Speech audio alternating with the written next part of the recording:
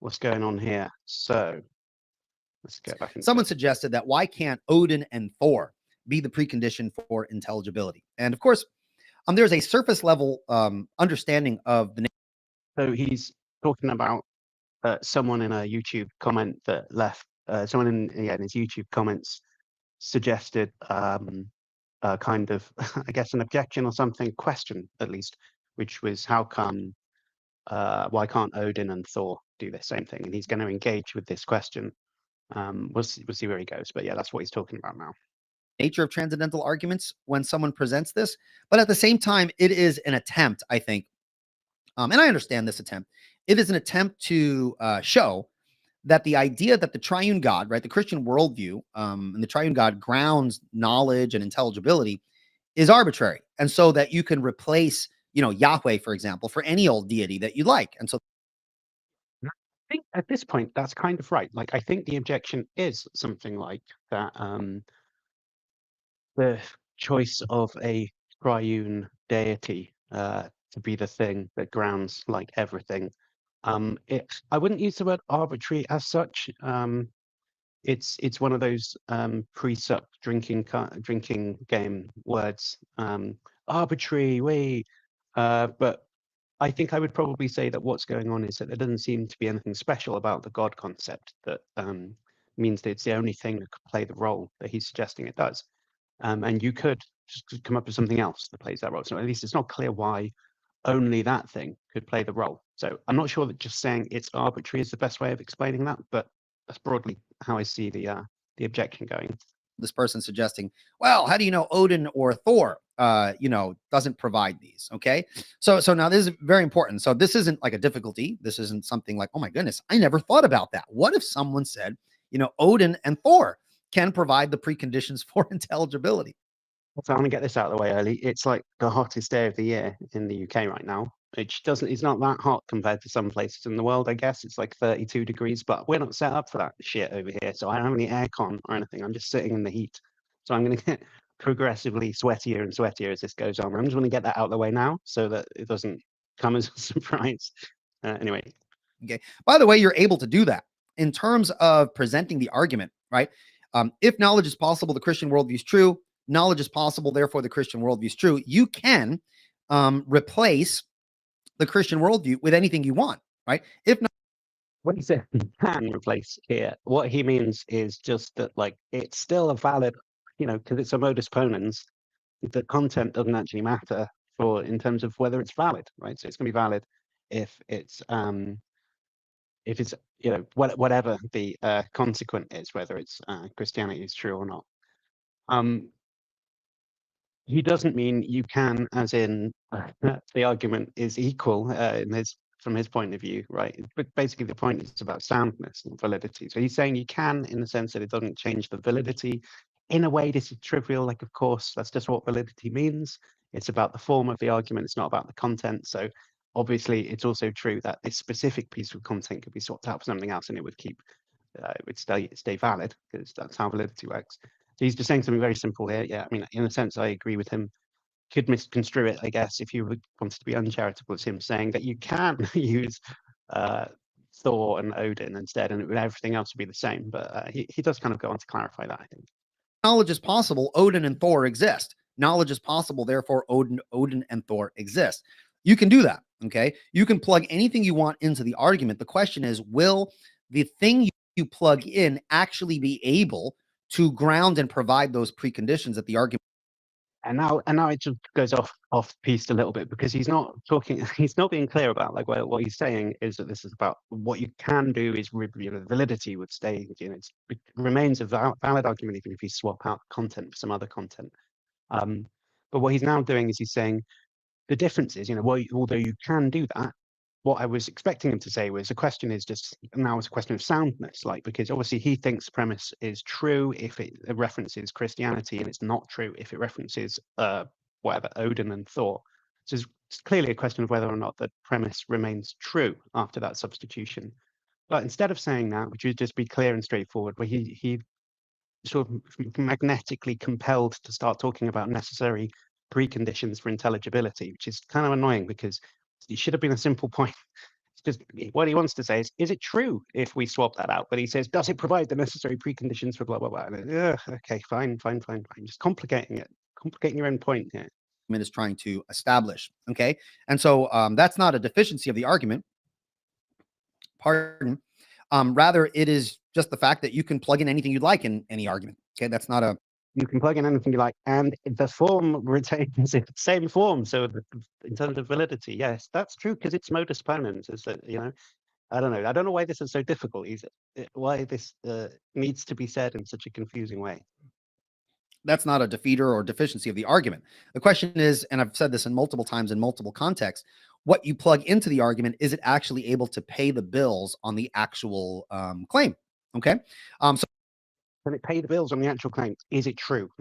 Why not just say that? So that's important to keep in mind. So, anyway. So let's take a look at the attempt to substitute Odin or Thor or any deity from polytheistic systems, for example, right? You take the Greek pantheon or Roman pantheon or whatever, okay? For the Christian God in the transcendental argument is really going to collapse when you take a closer look, right? Because think about it. These deities. Hold on a second. What's going to go wrong here is that what purpose, the spirit of the objection was simply just what I was saying before, like how come only the triune God of Christianity can be the foundation for whatever, intelligibility, etc. How come something else can't play that role? That's basically the spirit of the question in the first place. The spirit of the question is not, I hereby propose to solemnly defend Odin and Thor as a worldview, and if you can tell me that there's something wrong with that, then my question disappears or something. That's not what's going on. But I've seen presuppositionalists do this before. Matt Slick does this. He'll get you to, oh, so you're defending whatever. You believe this. This is your actual position. And that's not. I don't know if it's disingenuous in this case. Tempting to think that it's disingenuous in many cases. The purpose, it was just a kind of like, here's just a thing that could play that. How come that thing and not this thing? Whatever. It's not actually a serious and solemn proposal that Odin and Thor do this big job that he's suggesting. So in a way, it's kind of beside the point to go into any kind of detail about the specifics of Odin and Thor, because it's not actually anything to do with them. It may as well have been my left shoe, my left foot or whatever, instead of Odin and Thor. The point is, it's just something. Why can't that thing have the properties that you're saying that God has, at least with respect to grounding and blah, blah, blah? So it doesn't matter about the detail. And yet he's going to spend ages on the detail here. Fundamentally fail to provide the necessary preconditions for knowledge. And the reason is really twofold. First, the nature of these gods, these polytheistic deities, okay, the nature of these deities lack the requisite ontological and epistemic attributes that make rationality and intelligibility possible. Again, not clear what he means by rationality or intelligibility. Both of them kind of broad concepts that might mean different things in different contexts to different people. We might make that claim easier or harder to defend, but we're not getting any definition. I mean, maybe it's an hour-long video. It's not like a short or something. I feel like, given the centrality of intelligibility and rationality to this discussion and knowledge, he could have spent some time explaining what he had in mind for those terms, but there's nothing there. So when he's talking about, let's just go back to that. What was the nature of these deities lack the requisite ontological and epistemic attributes that make rationality and intelligibility possible. But I don't really know what it is that he's saying is possible, rationality and intelligibility. And he might have a concept of those things that I don't agree with, in which case I might not think that they are even possible. Because it depends exactly what he means. So by not ever really saying anything about what he means, like he did with knowledge, no idea what account of knowledge he's working with. Is he an externalist? Is it JTB? Whatever. There's no account there on the table. So we're just sort of talking about something vague.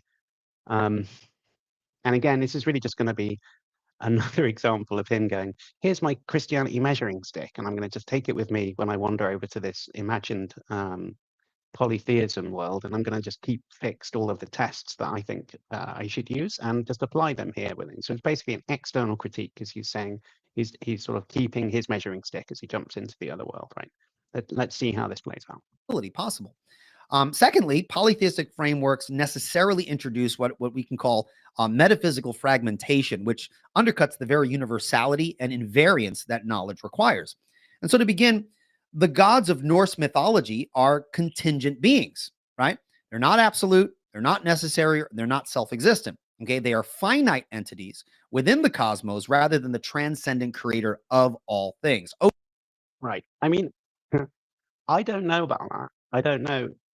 But the citation needed, basically. I would like to see that there's any holy books. I don't even know if there are holy books for Thor and Odin. I guess there's probably some like Norse poems, or I don't know, book maybe. But point is, it feels like the theology would be quite underdetermined there. And just like in the Bible, it doesn't say that God is the absolute self-sufficient grounding of the laws of logic or anything. That's not in the Bible.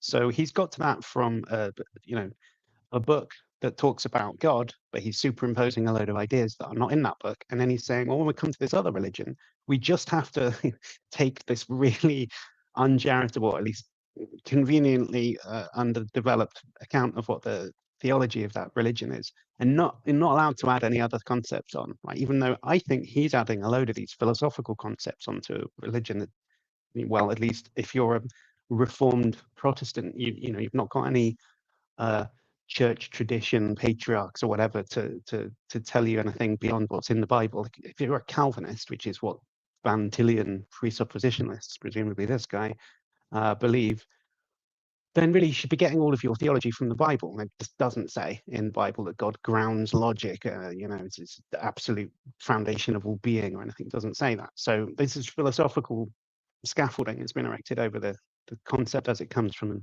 the book. We could do the same thing. Why can't we do the same thing? Why can't I just say Thor is the grounding for logic or whatever? Why not?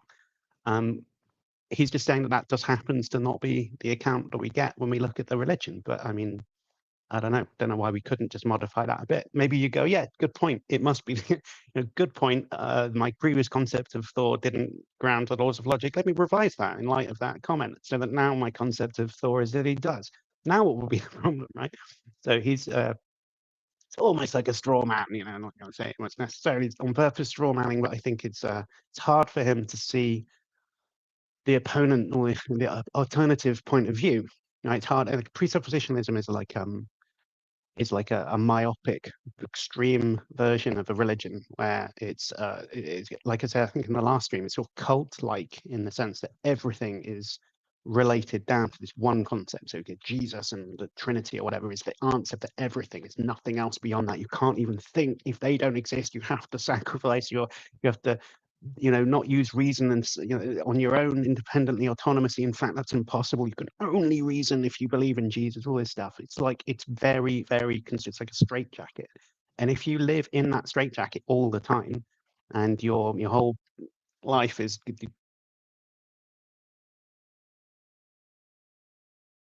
doing talks through, it's hard, I think, to take yourself out of that mindset and give a charitable and realistic reinterpretation of what somebody else believes. I just think it's very difficult for him to do that. Anyway, Odin, for example, and it's hard for me to think of Odin without thinking of Anthony Hopkins from the Marvel. There you go. It's hard for him to think about Odin unless he thinks about some like cheap Hollywood version of that from a film. I mean, what if I said it's hard for me to think about God unless I think about, you know, some South Park sketch or something, right, where God is like some dude with a beard, you know? Okay, that's not his version of God, though, is it? So, like, it's yeah. Marvel movies, Thor. But Odin, for example, is depicted as one who seeks wisdom rather than being the ontological ground of wisdom itself, right? I mean, citation needed. I don't. It's the Odin in the film that he's referring to, some Avengers film or something, seeks knowledge, because that's not a reference point from religious perspective, right? We're supposed to take it on board if the person is positing Odin as in any way serious proposal. Then did he say Odin as depicted by Anthony Hopkins in whatever some film? No, I very much doubt that's the concept he had in mind. And yeah, it just feels like criticizing that is just like me criticizing any old fictionalized kind of South Park or whatever version of a God concept, and then saying, oh, well, it must be, God's a cartoon character, so he can't be the basis for all all logic and reasoning or whatever.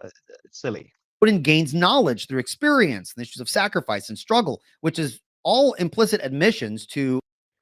I thought God gained knowledge through sacrifice as well. Didn't he become a human to understand what it was like to be a human and suffer with us, and therefore gain some kind of connection to us? That's weird. It sounds exactly like what you just said Odin was doing. And like, actually, if we think about it, his picture of God is kind of like almost an Aristotelian kind of first mover or whatever, some grounding of everything that's required. But at least in the Old Testament, God's depicted frequently as kind of walking in the garden with Adam and Eve, or like regretting his choices, and having to destroy everyone in Noah's flood, or having a bet with the devil in the book of Job, all this type of stuff. So it kind of feels like, in that sense too, he's kind of in the causal order. He's just an actor on on the stage with everyone. It might be a big, powerful one that you need to be scared of, but Old Testament God is a lot more like a person, a human, than a big, powerful human, I guess, a big boss man, kind of like a person that would lead a small tribe or gathering of people back in those sorts of days.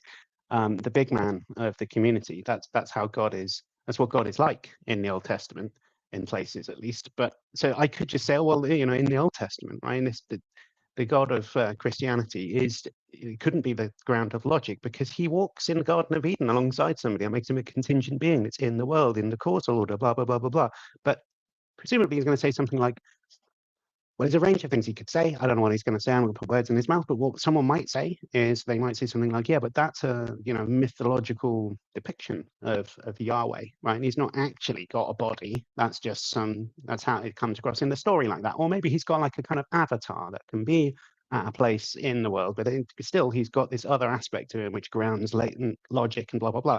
But either of those things seems to be the sorts of thing you could say if you really wanted to defend the polytheism picture that's on the table here. Why not say, well, yeah, the Thor with his big hammer and stuff, that's just mythological, but the real Thor, just like you're saying here, distinguishing from the Old Testament God, the real one is the ground of logic and blah, blah, blah. So, I mean, it just feels like I could say that, right? So he's helping himself to excuses, or at least feels like if you were to press his objections on his own theological concepts, he would no doubt have something to say. And those things that he might say, I could say if I was to sort of mimic them, like a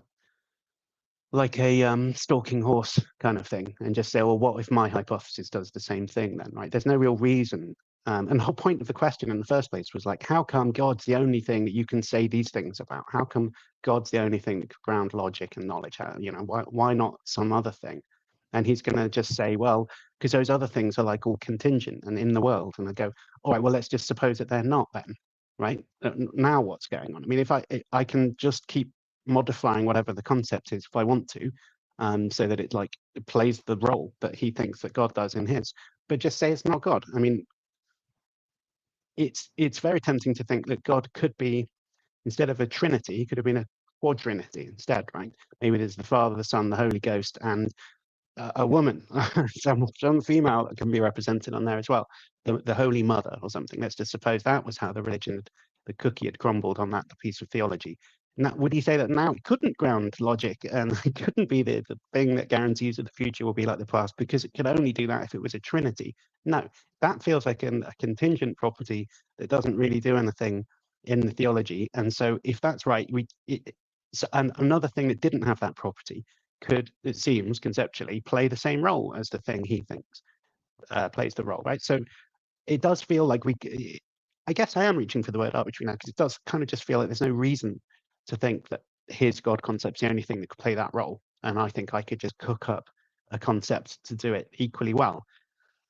And it's strange, I think, that seems quite clear to be the spirit of the question. And it's quite strange that presuppositionalists don't understand that that's the spirit that the question is given in, and start taking it all super serious. Oh, well, Thor has a big hammer, so he couldn't ground logic. I mean, that's obviously incidental. That's not part of the point that's being got at, right?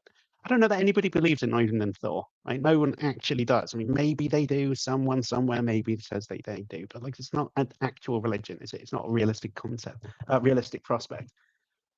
Anyway, let's keep going. Epistemic limitation. And so this fundamentally is different from the Christian God, whose knowledge is original. God's knowledge is exhaustive, it's unconditioned. Think about this: a God who is himself a mere participant in the causal order, okay, cannot Like the Old Testament God walking with Adam in the Garden of Eden. Yes. serve as the foundation for the very intelligibility of that order. Okay, so Right. So if Odin or Thor were posited as the basis for knowledge, their epistemic status would be arbitrary and contingent, meaning that knowledge itself would be contingent rather than necessary. Reduce knowledge. He's saying if the consequence of all this happening would be, the big bad thing that would happen at the end of this is that it would I guess he thinks that this means it spits out like the wrong concept of knowledge or something about knowledge that's unacceptable. What he's, the boogeyman here is that knowledge is contingent instead of necessary. But knowledge can be both. It can be either, right? I can it because the thing is, it, it depends how you look at it, right? But I mean, any knowledge that I have is contingent in this sense, right? I don't have to know anything. I might, anything I currently know, I might forget. And one day I'll be dead and I won't know anything, right? So I like me having any knowledge in particular is contingent, right? But then even when I do have some knowledge, the status of that knowledge, if you like, it's sort of, if you want to talk in modal terms, the knowledge that 2 + 2 = 4, obviously that's necessary. At least the content of my knowledge, the thing that my knowledge is about, is necessary in that sense. It's and if I know that, say, today is Saturday, then that's contingent because it didn't have to be Saturday. Soon it won't be Saturday anymore. And that knowledge, it will be false if I try and believe that still. So sometimes my knowledge is, anything, the fact that I've got any piece of knowledge in particular, even if it's about something necessary, is contingent. And sometimes the content of my knowledge as well is contingent. So like, I don't know what he's saying. That something's bad if some knowledge, some contingency introduced into knowledge, right? Knowledge is not necessary as a rule. So I just don't know what the problem is supposed to be. Very strange.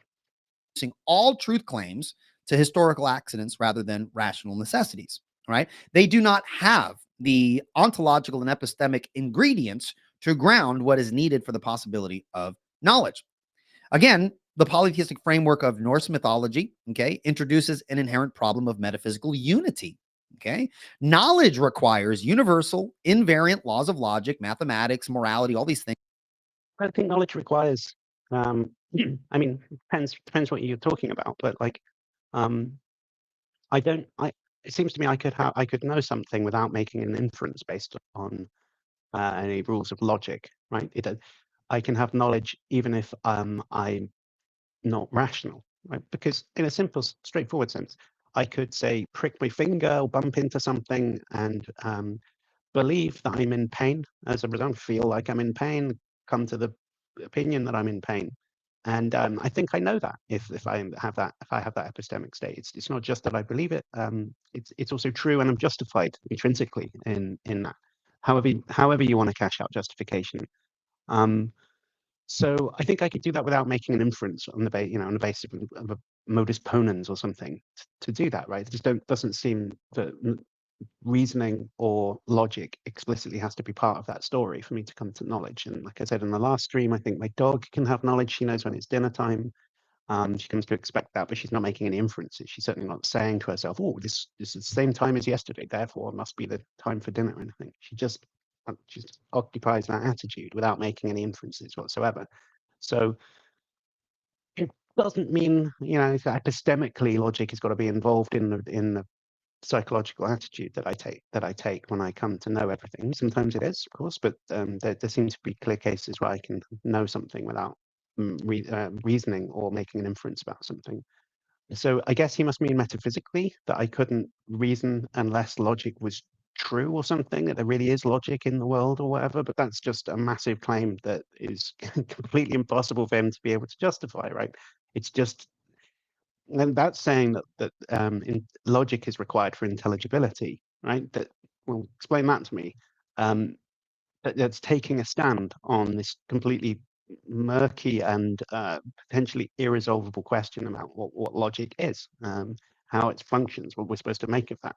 I don't know all the answers to those things at all. I don't think anybody does.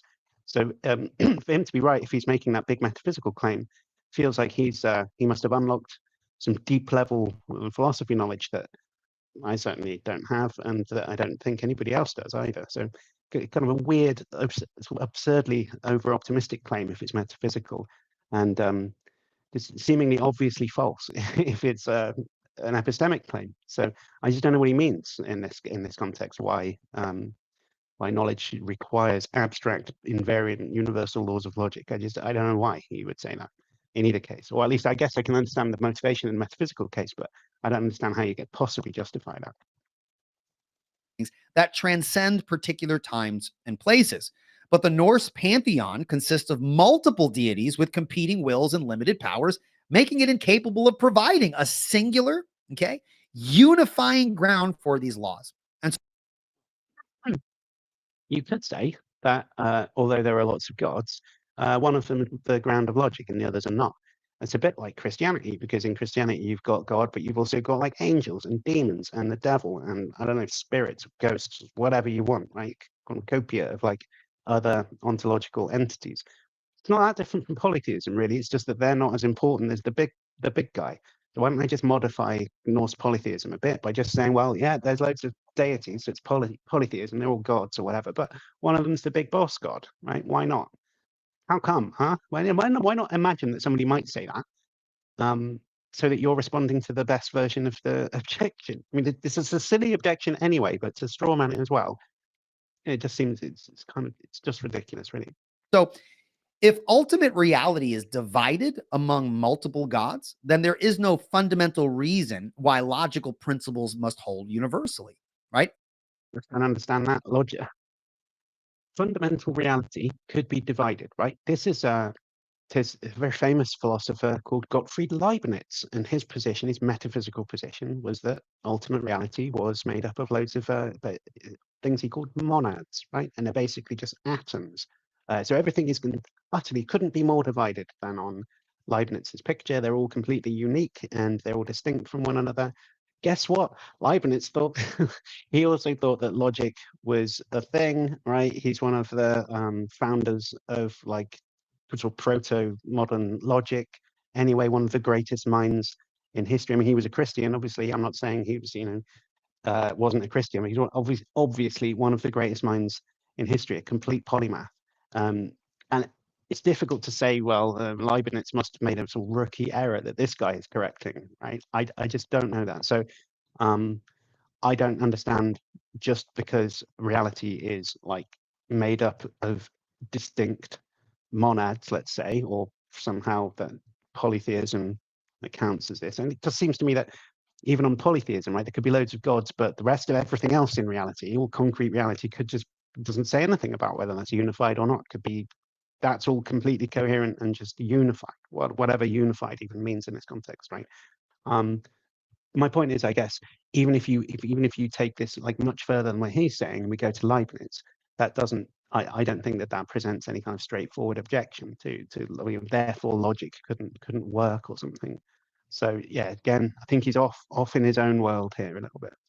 Any appeal to the supposed authority of Odin or Thor in sustaining rationality itself is going to be arbitrary, right? As their own limitations and dependence on a larger cosmic order suggest that they too are subject to some higher reality rather than being the absolute source of it. Like when God changes his mind because something contingent for some reason he didn't foresee happens, and then he thinks, oh, rubbish, I better destroy everyone except Noah and his family. That just sounds like someone who's also like dependent on stuff that happens. His knowledge, his attitudes, his actions react in the causal order. It just sounds like that. So I mean, like, which is it? Okay. Again, notice how this is in stark contrast to the Christian conception of the world. I mean, consider the Christian doctrine of divine aseity, right? Yeah, not in the Bible. You know, so that, I don't know where you're getting that from. You've just philosophical God of the philosophers. Now we're not talking about God of the Bible, unless someone can tell me where it says in the Bible aseity, the doctrine of aseity is explained in the Bible. Now there'll probably be someone who's going, oh yeah, well Paul says that there's nothing better than God at this point or whatever, some vague like term like that. But nobody's defining philosophical concepts like contemporary philosophy of religion concepts like aseity or whatever. I just potentially there's like, you know, Anselm or Aquinas or someone comes along later and says that stuff. But you know what? That's not in the Bible. That's just like philosophers later on, influenced by Greek philosophy, coming up with their own concepts for it. So there's nothing in particular that's Christian about that. I don't know why a Muslim couldn't hold that Allah has a deity too. I don't know why a follower of Norse mythology couldn't say that Thor had a deity too. I don't know why a naturalist couldn't say that the cosmos has a deity too. I don't know why, you know, they just think that there's no reason that that's a badge that can only be worn on the lapel of the God concept, and that no other concept is allowed to put that badge on. That feels arbitrary to me, if anything does. God has self-existence. He has independence from creation, which ensures the rational structure.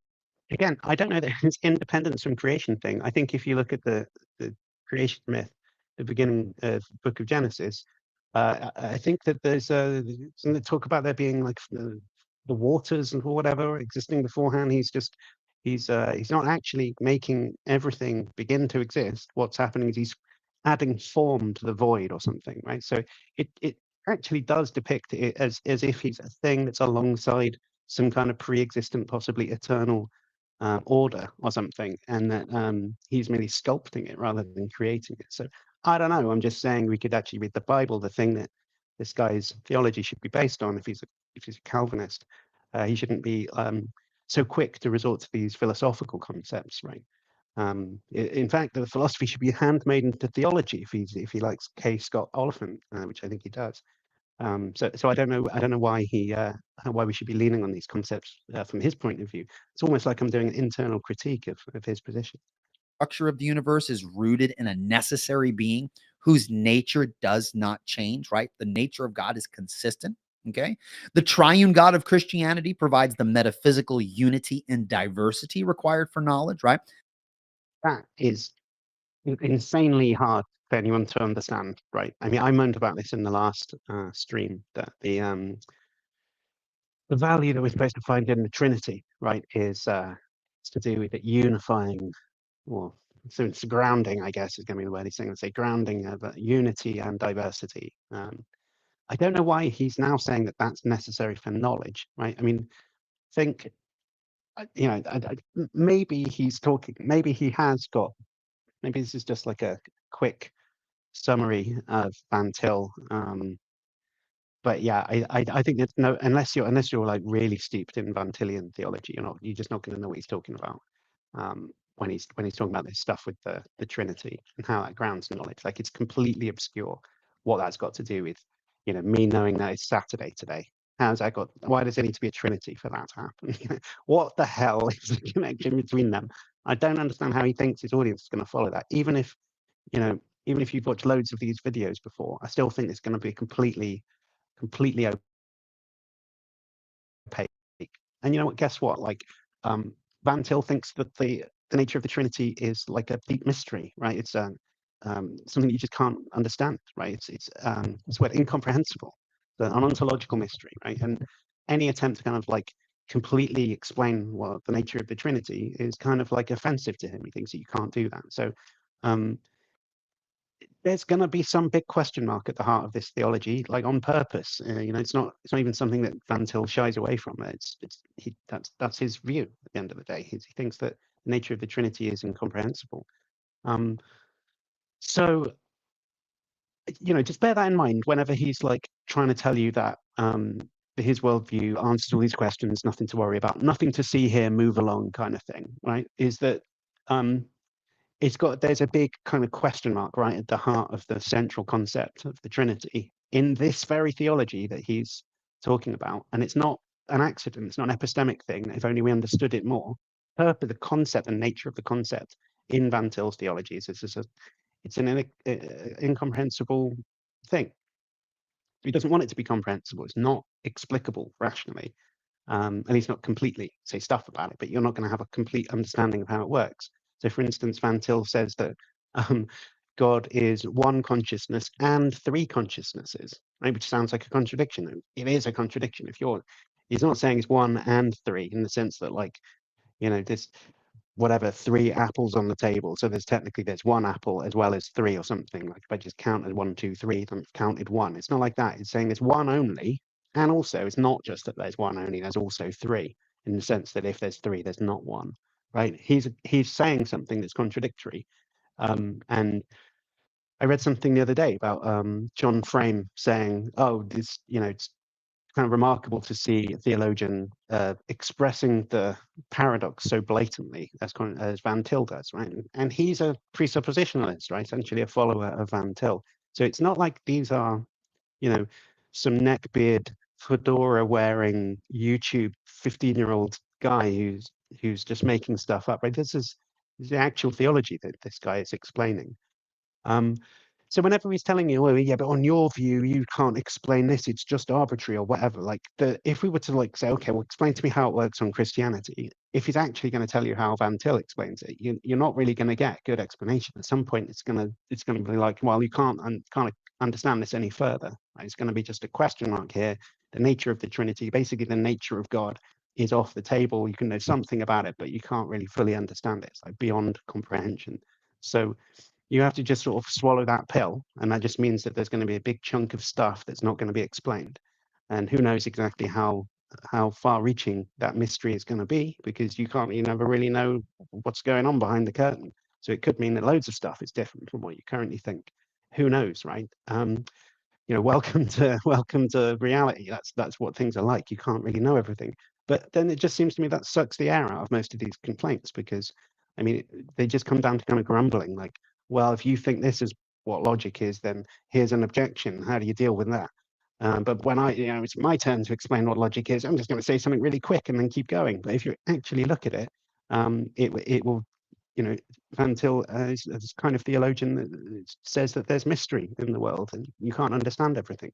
So that just runs chalk and cheese against the line of the way this apologetic is used these days.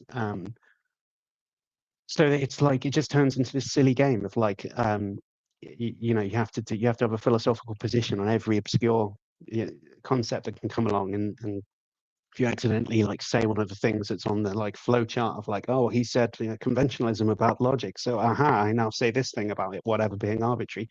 Like you just get trapped in this stupid like talking points routine thing. But that's it's just super shallow and superficial. Anyway, I ramble over for now. The Father, the Son, the Holy Spirit share one divine essence while remaining distinct persons, mirroring the unity and plurality found in human reasoning and creation. What? Sorry, I'm going to rewind that. Listen to it again, because my initial thought is just what you chatting about.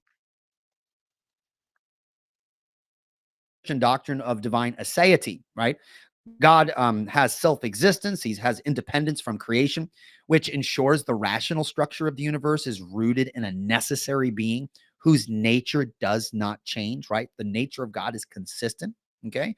The triune God of Christianity provides the metaphysical unity and diversity required for knowledge, right? The Father, the Son, the Holy Spirit share one divine essence while remaining distinct persons, mirroring the unity and plurality found in human reasoning and creation. So that's just so difficult to follow. It's really hard to know what he's talking about. I've read a load of Van Tillian stuff in the past, and Banson, John Frame, Oliphant, Poitras, whatever. I read a load of those guys.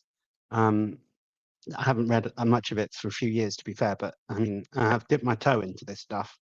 And I think it's very hard to understand this stuff about how the Trinity is supposed to work. But he's just saying one of the good things about this view is that this weird Trinity thing where, okay, so there's, what did he say? Was it 3 distinct persons, but 1 essence?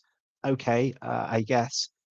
I think Van Til would say that there's one, that God is the Godhead itself is a one person, and also each one of the things is 3 individual persons. Actually, I think that what I was saying before about the consciousness is you can reconstruct that paradox in terms of personhood too. But okay, still, even if we just look at the like one essence, three persons thing, that's already confusing as hell. Well, what do you mean one essence, three persons? I don't get that. It's at least complicated, right? It's at least challenging as a concept. But then just to say that we must have that, we need it for knowledge. Why? What are you talking about? Like, how does that reflect anything to do with knowledge? When I know it's Saturday right now, what's that got to do with three persons and one essence? How does the fact that you're saying that there's a thing out there, there's three persons with one essence, what's that got to do with me knowing that it's Saturday today? It's just completely obscure. I don't understand how anyone is supposed to follow along with this at all. I mean, cynically, I think this whole type of apologetic is just mutual reassurance. It's the mutual back-patting club. It's not really supposed to be for atheists to engage with. Whenever we are allowed on the stage, it's just to say, look at this idiot. He doesn't know how to ground the law of non-contradiction or whatever. Now off you go, whilst we all reassure ourselves that we've got everything right. I'm fiddling with these headphones. If I accidentally switch them off or something, I'm going to try and look at the chat. Yeah, all right. So my grumble here is that really it's just completely obscure what the relationship is supposed to be between the Trinity and knowing something like that it's Saturday. I just don't know what he's talking about. Contrast this with Norse mythology.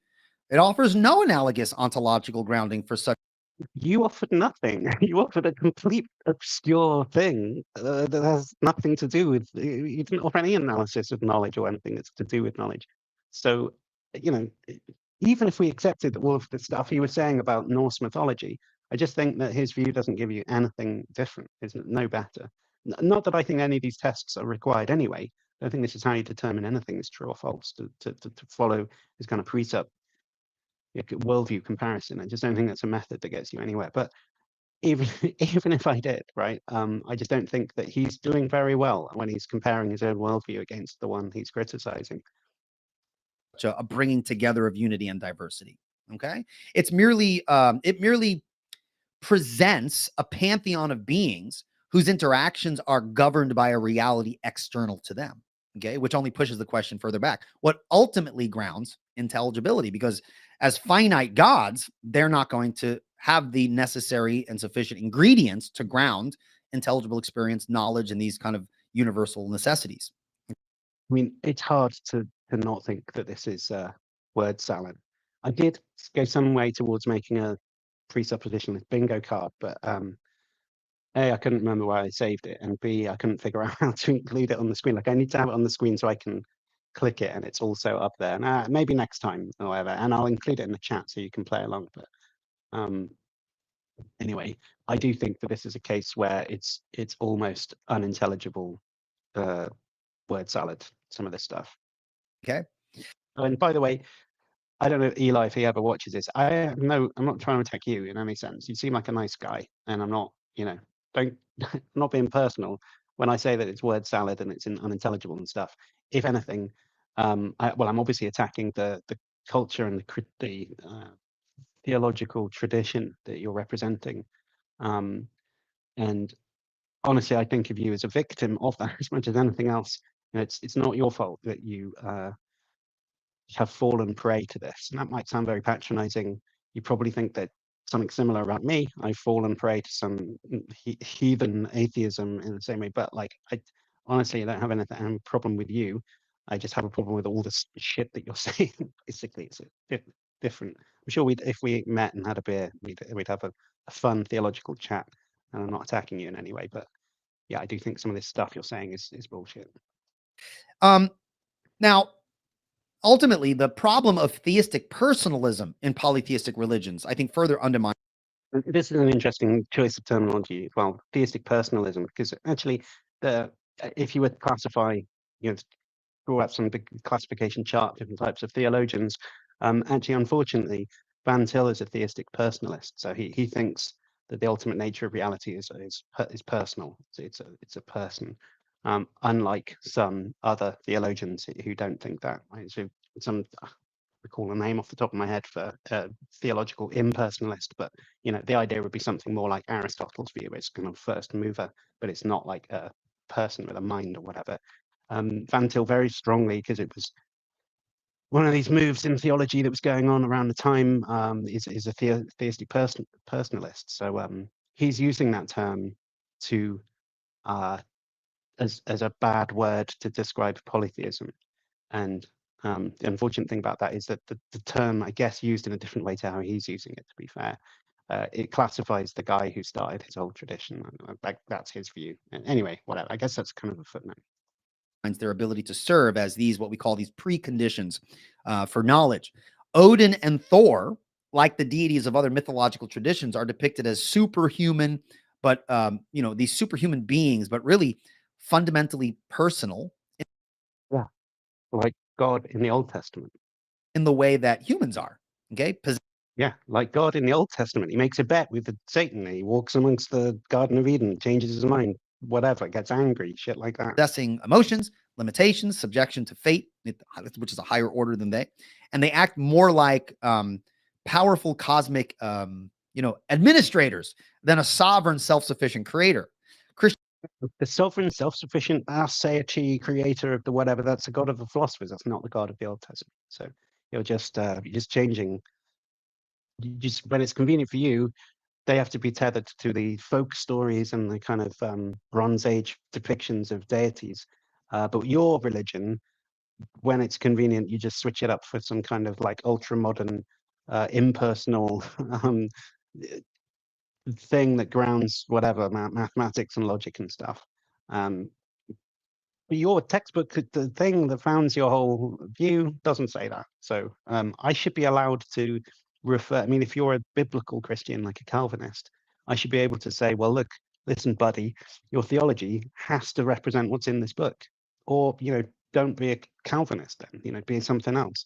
But if you're this type of theologian, and the Bible doesn't depict God as the transcendent arse grounder of knowledge, then you don't really have much of a basis to say that he is, right? You're just making that up. You're adding philosophical scaffolding beyond what your theology allows you to do. Not my fault. Don't be a Calvinist if you don't like that.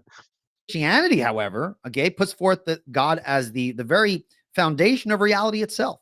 Okay, that's not part of Christianity. I don't know if any Christianity, but you can say it, you can believe it, you can be a Christian and believe that about God, but you can't say that that's in the Bible, that God is the, whatever we call it, the foundation for reality itself, right? That's going beyond it. That's at the very least one interpretation, one version of Christianity that says that.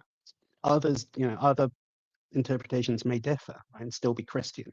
So really, maybe this is the nicest way to say it. It's just that he's adopting like one hyper-specific, fully theologically interpreted, philosophically robust or whatever version of Christianity that he likes. And that's the only one he means when he says Christianity. So if you don't believe all of the philosophical concepts that he's talking about, then you can't really use the word Christianity in the same way that he is. Like when he's saying Christianity is the foundation of whatever logic and blah, blah, blah. Only if you pack in loads of philosophical shit like this, because otherwise it's just another religion with a creator and whatever that we could find in all over the world, right? Where like Norse mythology or just something else, where it's like some kind of big strong man who's got superpowers that does some stuff like you find in the Old Testament, right? That's not the transcendent ground of all being. That's a philosophical concept that you've added in. I don't understand why is this difficult? I feel like this is really obvious stuff.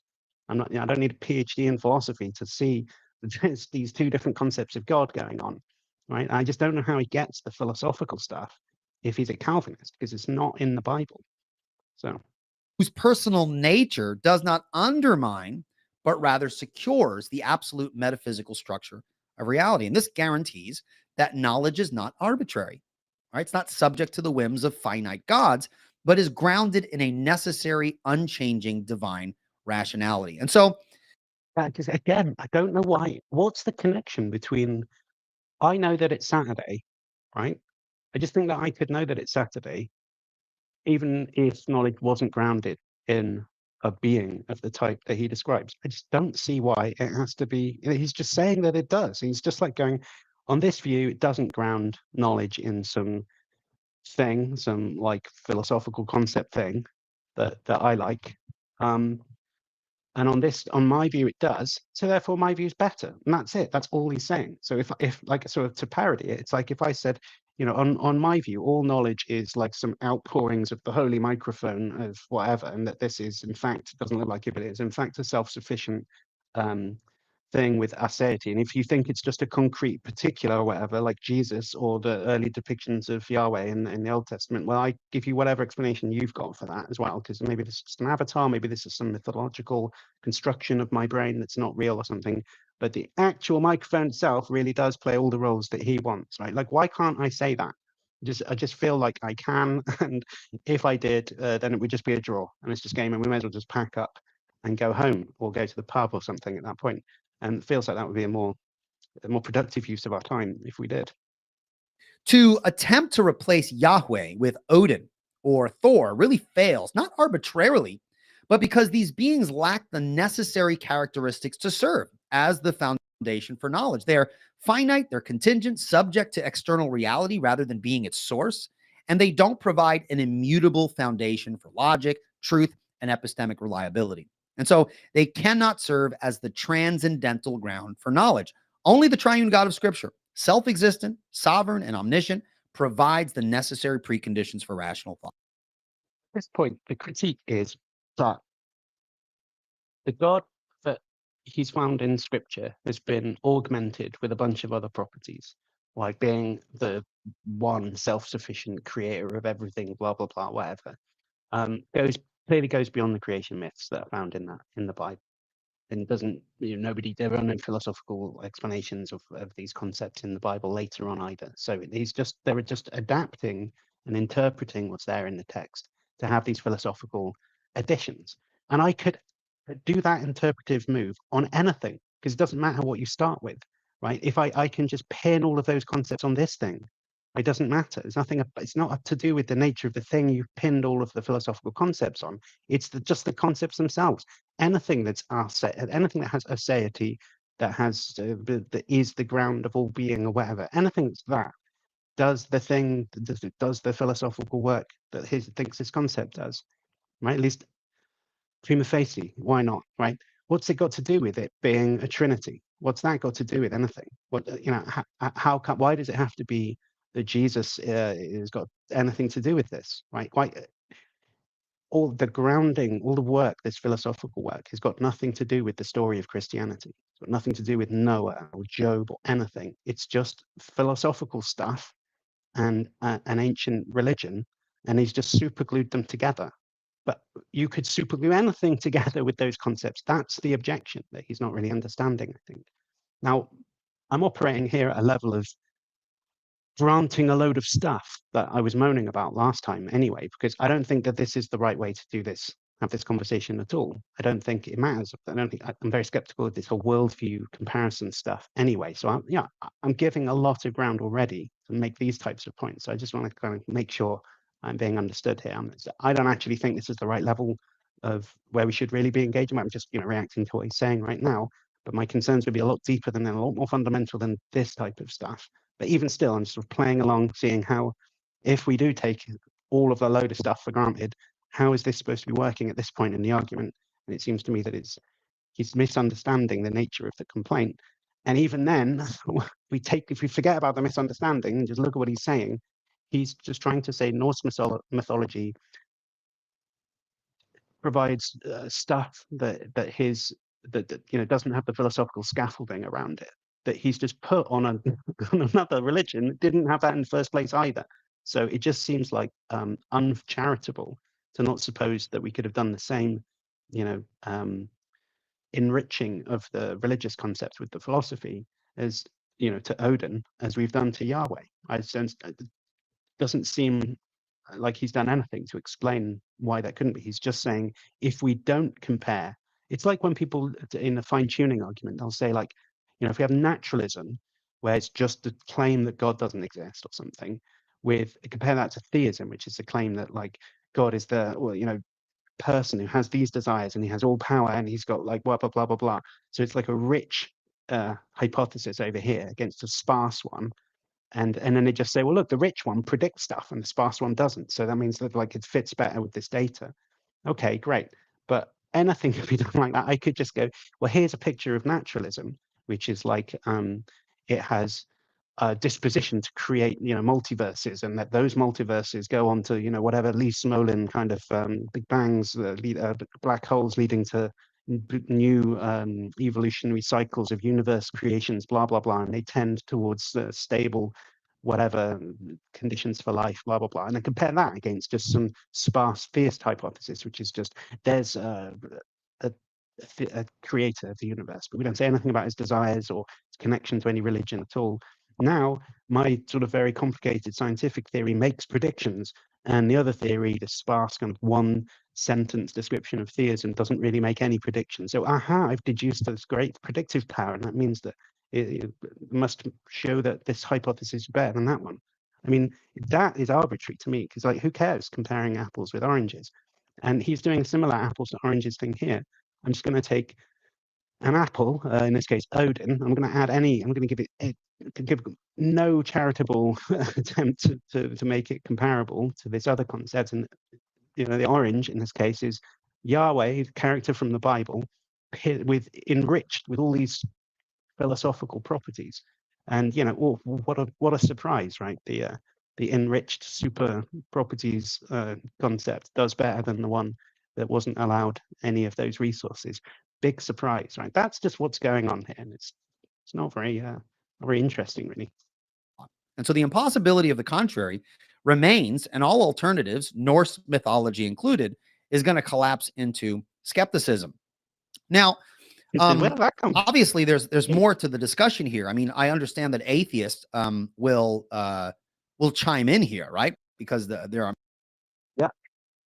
Chiming in now. many people from different perspectives that think that they can provide these issues, and simply showing that polytheism doesn't work doesn't go far enough, right? I mean, the failure of Norse gods to provide a sufficient precondition for knowledge, they're going to say, cool, I'm not a polytheist, and I don't think polytheism makes sense either.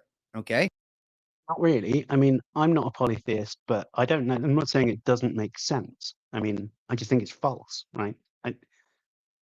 Does it make sense? I'm not even sure what makes sense means, but I think I understand the concept. I don't think it's contradictory, right? Obviously. I guess same with Christianity, although, in a way, the incomprehensibility of the Trinity does make me think maybe I actually don't even think that Christianity is, I don't think that makes sense, right? I mean, strictly speaking, it doesn't. If I can't understand it, it doesn't make sense to me. I don't get it. I think a simple religion like some polytheism or something, if it doesn't involve some concept like that, maybe it's actually better and I can understand it more. That's not an atheist complaint. Is not polytheism doesn't make sense, right? Because that's not the yardstick that really matters, right? Whether or not something makes sense, it's just like how well does it fit in with the things I currently believe. Well, I might use that as a way of like getting through the day, but it's not actually a litmus test that tells me whether something's true or not, right? Someone tells me something that's new and surprising, right? It doesn't fit very well with the stuff I've already got. I don't just go, that doesn't make sense. It can't be true. It might be true. Right? I've changed my mind before. Stuff's happened. So this whole like, it doesn't make sense thing is a shit epistemic yardstick. But atheists will come along and say, well, I don't have to appeal to a personal transcendent God for, say, something like logic. Okay. And I don't need to appeal to kind of the polytheistic pantheon of, the mythical Norse, pantheon or Greek gods or. Okay. Yeah. At this point, I think he's finally said a sentence I agree with on this. Or whatever.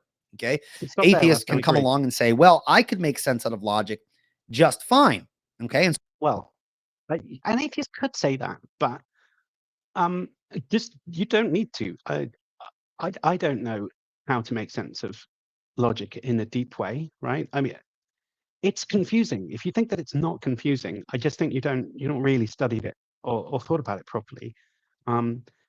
It's a perennial like philosophical mystery,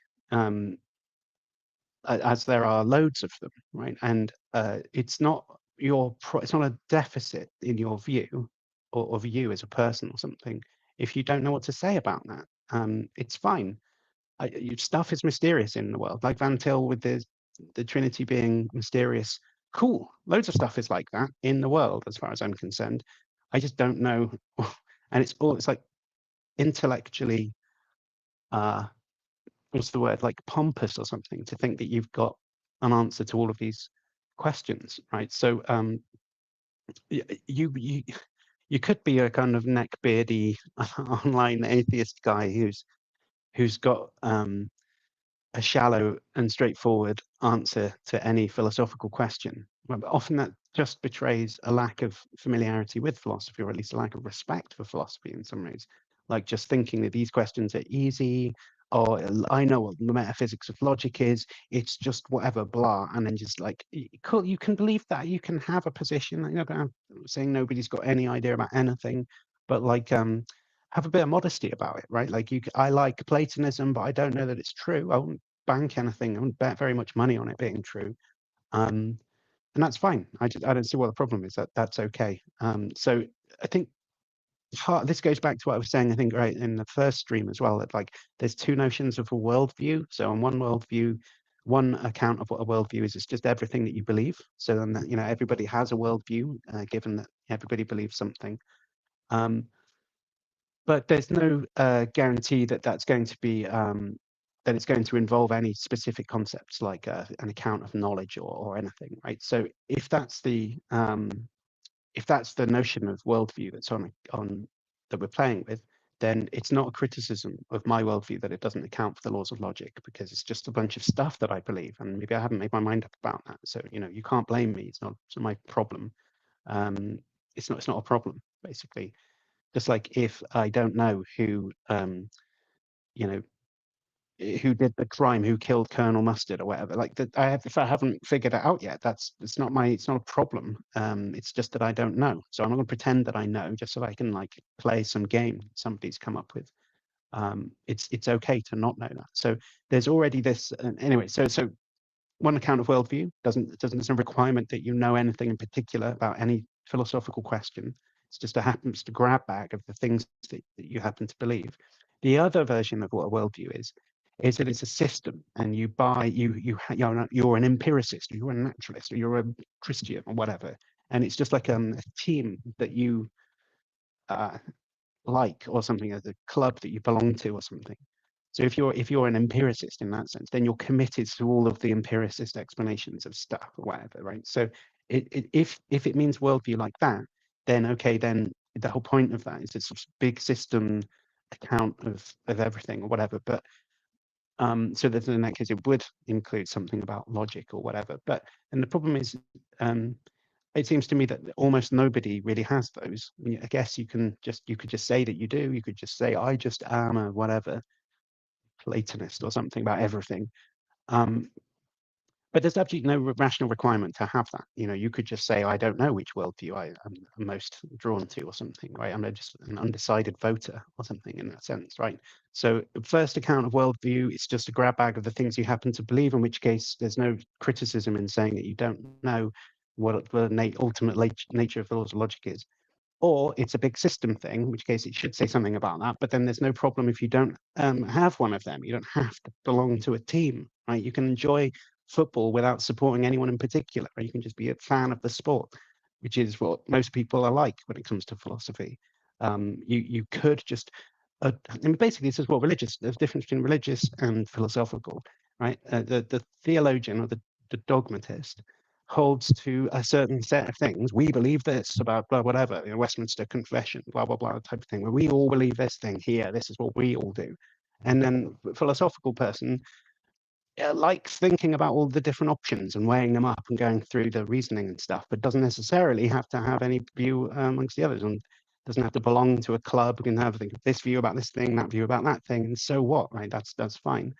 Or not, or withhold a view on another question. So I think what's going on here is it's really just like there's this smuggling it in that they're trying to make you be a dogmatist. And if you buy that and you start going, okay, cool, I guess I need to say something about logic or whatever, I feel like you've already gone wrong. In a way, you should just be like, listen, buddy, what's it got to do with you? What I think about that? Are you proving an argument or are you not? Like, get on with it. So on that note. So many atheists that I've encountered will claim that the laws of logic, for example, okay, this is not a problem for atheism. The laws of logic are merely linguistic constructs that describe the consistency of reality. So that is neckbeard atheism stuff, right? That's just in a way, it's like not even an option. It's not one of the options available for what logic is, because it's sort of missing the target, right? It's sure there are linguistic constructions. I completely understand that, and you might say that's what logic is. It's just linguistic constructions. I guess so, but it seems to me that underneath the linguistic constructions is what we're actually interested in, not the linguistic constructions themselves. Like, maybe I'm just like revealing kind of realist perspective on this, but um, but yeah, I guess what the thought is supposed to be that like it's just language, and the language just sits on top of reality. I just go, this is a water bottle, and it's not an elephant or whatever, and that's sort of like trivial observation. Yeah, they're never inconsistent. Those when I say things that are true or whatever, it's never true that it is a water bottle and also not a water bottle. And that's all that the law of non-contradiction is. It's just that reality itself is consistent. So my linguistic constructions are just sort of mirror that and faithfully. But then the thought is just like, well, actually, what logic is then? It's just the world itself is consistent. I mean, we even said that. So we're using the logical notion of consistency, not to describe. I mean, it sort of parenthetically describes the linguistic stuff, but really the action is in the nature of reality itself is consistent. That's the claim. So we're not talking about, so it isn't really an account of logic, which is about linguistic constructions. It's an account of logic where reality itself is the ground of logic, right? And that reality itself is consistent. And that's why the linguistic constructions follow along, because they just are sort of windows into the world. And when they're showing you it correctly, they're always consistent because the world itself is consistent. So it's not really a linguistic idea at all. It's a sort of heavyweight metaphysical idea of logic, which is that logic is baked into nature itself, into reality itself. When you put it like that, it's just as much of a heavyweight realist position as what he's going to go on to put. It might even be more so. I mean, it's a bit like when people say that there are moral truths, right? And they just are like just true or false objectively, independently of anybody, right? And yeah, and when you start thinking about it like that, and you contrast it with some theological concept where what's good is what God says is we ought to do or something, or what's good is what like is in line with God's nature. I mean, it's either just as heavyweight or slightly less so than the just normal objective morality, without saying that it comes from God or whatever, just saying it's just true that you shouldn't murder or something. And that's just a fact about reality itself. Just seems to me it's like as objective, if not more so, than anything adding some theological concept on there can really do, because we can make it more objective than that. And here, if that's like the atheism 101 kind of account of what logic is, that's just to say that, you know, logic is a deep structure of reality itself. Something fine. It's a big metaphysical claim. I don't know how anyone can figure that out. I don't know how you know that, right? I don't know what the proof method is to get there. But sure, you could have that as a position. I just think that like really grown-up way of thinking about this is you'd be much more modest, and you wouldn't deign to know the absolute nature of fundamental reality in such a kind of sort of preposterously over the top ambitious manner like that. Anyway, I mean, maybe I'm losing my own thread here. I'm going to keep going. Okay. On this view, logic is not something that exists independently of human minds, but rather it's something we invent to categorize and make sense of the way reality behaves. Okay. But again, Just glanced at the chat and I can see there's people in there. So I'll say hello to some people. Hi, Simos Funk. Hello. Hi, Dan. Hi. Other names I don't recognize, some that I can't pronounce, so I won't embarrass myself trying to say that. There's someone there called the worst of the internet, which presumably is it's not necessarily true. Okay. I'm going to say, Dan, if you want to join, just send me a message and I'll send you an invite if you want to. Maybe one day I'll just like open it up to any old people, but I'm not in that frame of mind today. But me and Dan have been talking about this sort of stuff for absolutely ages. So special invite if you want. Appreciate you're probably in the middle of doing something. All right, let's keep going.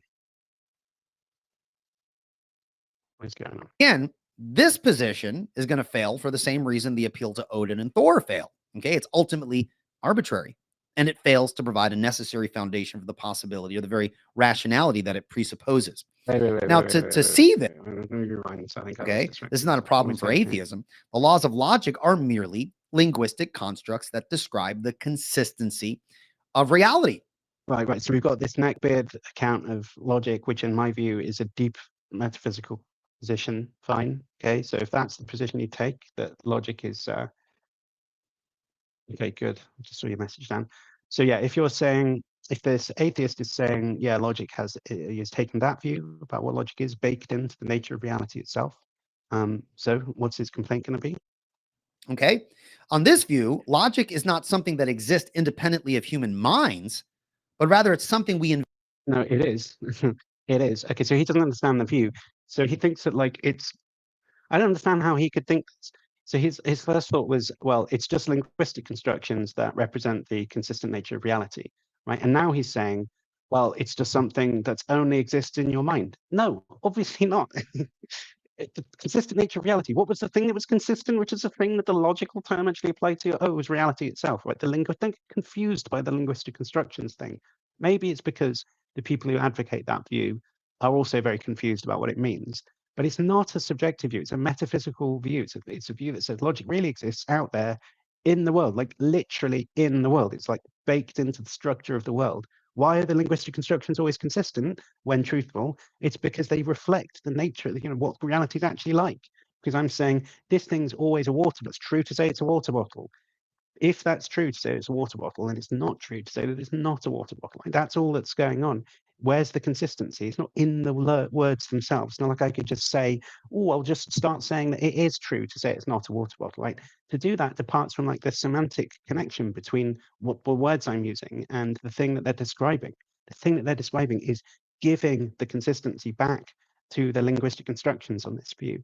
Right? It's baked into the nature of the world. So he's completely misunderstanding the nature of the claim, it seems to me, when he's saying, because he's now going to try and start saying, oh, it's arbitrary and it's all just a matter of subjectivity and you just make your mind up and say what you like about logic or whatever, but it's not the view. To categorize and make sense of the way reality behaves. Okay. But again, this position is going to fail for the same reason the appeal to Odin and Thor fail. Okay. It's ultimately arbitrary. All together now, arbitrary way. And it fails to provide a necessary foundation for the possibility or the very rationality that it presupposes. Now, to see this, we need to push the question one step further. Okay. If someone were to say that the laws of logic are a linguistic construct that we use to describe the consistency of reality, we push the question back then. Why is reality consistent? I remember this from watching it before. He's very smug about this question. He thinks that this is a proper gotcha. Why is reality consistent? He's going to say, which, okay, it's part of the claim, it's part of this view, right, that I was talking about, which is you say the linguistic constructions just reflect the consistency of the world itself, right? So you could say, well, yeah, how come the world is consistent? Well, how so, right? Where does that come from? The natural answer is it's necessary. It's necessary, right? That's the case. Let's see. Or are we not allowed to ask those questions, right? You're allowed to ask a question, and the answer is, presumably would be, it's like necessary, it's metaphysically necessary that the world is consistent. On this view, that would be the answer. Weird to think anything else would be the answer. The why questions are not good questions. No, these are, we're going to push back, right? We're pushing to the foundation of a worldview. Why? You asked the question, I gave a really obvious answer. I don't know why you didn't think that might be one of the things they might say. Is reality consistent? Why is it, on this view, why is reality consistent? It's baked into reality. It's just the view is reality is consistent, right? Now, why is it that that's true? Well, I think someone who holds that view, kind of metaphysical account of what logic is, and it's baked into reality, is that you'd say it's necessary. See, the atheist who claims that the laws of logic simply describe the regularities of the world has only provided a surface level response. Describing something is the case is not the same as explaining why it is the case. The descriptions are made true because they they accurately describe the world, the way the world is on this. There is a kind of dependency explanation thing going on. I'm saying stuff when I'm reasoning this way consistently or whatever. How come? The account answer that this theory is giving is that the account for that is that that's what reality itself is like. And when we're tracing those contours right, then the logic that spits out the other end is consistent, as opposed to like if there was a contradiction in the world, in which case it would spit out some different result. So I just don't understand what he's complaining. Well, I guess I do. I think that he's he's getting himself confused about what's supposed to be explaining what the answers might be, etc. Anyway, even if you don't like, I just said, oh, it's necessary, and you might think, oh, but isn't it arbitrary that it's necessary? Presumably that's where we're going to go with this. But let's see, because we can keep talking about that if that's what happens. Oops. Logic is merely a human invention that systematizes the apparent consistency of reality, then what then guarantees that reality will remain consistent? Okay, this gets... Well, on this view, right, you which anything you like, you can just say, well, look, that's what this theory says is necessary. I mean, what guarantees that it's necessary? I mean, that I don't really understand, because it being necessary just means that it doesn't depend on anything else. So nothing guarantees it. Now, what guarantees that 2 + 2 = 4? It's not anything in particular, is it? It's not like that this thing, unless this water bottle was kept, quite full, that it wouldn't be true that 2 + 2 = 4. Nothing like that. It doesn't depend on anything in particular being the case. It's just necessary. So unless he's going to say that there can't be any truths like that which are necessary, if every truth has to depend on something, then I wonder if God's going to be the exception to that claim, right? Which then now we get the arbitrariness worry coming in, because how come only one thing is the explanation? Escapes this requirement that everything be explained in terms of something else, right? How come? So let's see what he says. Keep pressing space bars. To the issue of the uniformity of nature, which I forgot to mention in our list of preconditions for knowledge. Okay, why does the universe continue to behave in a rational and orderly manner rather than descending into chaos? Right, sound and fury signifying nothing. Why do logical principles such as the law of non-contradiction or the principle of identity apply universally and necessarily? It's going to be great when he tells us how this all gets answered on theism in a minute. Rather than being contingent features of our experience. And again, you'll have some people say they don't necessarily apply universally. So you have to contend with folks who think that they apply universally and they have a justification for it. And so we're going to ask, why is reality consistent in the way that it is? And then you're going to have atheists who say, yeah, they're not universal. Okay, so you're going to have different variety of answers to this question. Both of them. Okay, so it's not even clear what the idea is going to be there, that logic is not universal or something. There are obviously people who like logical pluralists who don't think that there's like only one true system of logic or something. But I don't know that anybody thinks that logic, applies over here but doesn't apply over there or something, or that used to apply but now it doesn't. So I don't know that there is anyone really that takes the position he seems to be attacking here. A bit of a straw man. My straw man spidey senses are tingling a little bit now. which I think fail. Okay. And so in my estimation, the atheist is without a principled answer. At best, they might appeal to something like a brute fact, right? That reality simply... Not a brute fact necessarily. I mean, think of the brute fact means a contingent fact with no explanation. So if the imagined atheist that I was talking about earlier isn't just going to say it's contingent, but there's no explanation for it. They're going to say it's necessary. It's not clear at all that necessary facts are brute facts. I mean, if all you mean by brute fact is that there are facts without explanation, yeah, okay, so there are some brute facts, but they're not objectionable in the same way, right? We're just using the term brute fact to cover things that are not the same. Two types of thing. One, on an obviously offensive thing, which is a kind of contingent fact that should have an explanation but doesn't, mysteriously, like a person that should have a chaperone doesn't. And then another one, which is like a necessary fact for which you wouldn't normally expect there to be some kind of like explanation, like why is 2 + 2 = 4? It doesn't have an explanation in the same way that how come this water bottle's got water in it does. So it's like the sort of thing you wouldn't expect to see. with a chaperone. So it not having a chaperone isn't something to remark about, right? It's just they're a fully grown adult going out on their own, not like a child that should have somebody with them that doesn't, right? That's the kind of like he's I think assuming that all that the atheist can do is say that there's a contingent fact without an explanation, at which point that would, I guess, be a appeal to brute facts. But I think that if you quite naturally wouldn't think that, but would appeal to some notion of necessity, then I'd understand why we would complain about that being a brute fact, at least not an objectionable type of brute fact. It's just necessary facts. Something's got to be necessary, doesn't it? I mean, anyway. Is this way without any deeper explanation. But again, this is nothing more than an arbitrary stopping point. To say that the universe just happens to be rationally ordered without providing a sufficient reason for why, okay, is no different than appealing to mythological gods who are themselves bound by a reality they didn't create. Yeah, so I've got pretty sure where he's going with this is he's going to be that he's going to say something like, you know, God, I've got very itchy eye all of a sudden. He's going to say something like, God can be a necessary fact, or it's not going to be a brute fact when he does exactly the same move because something. And let's see, I just think that he's going to say something that's like laughably, obviously not adequate to motivating a meaningful distinction. Let's see, I could be wrong.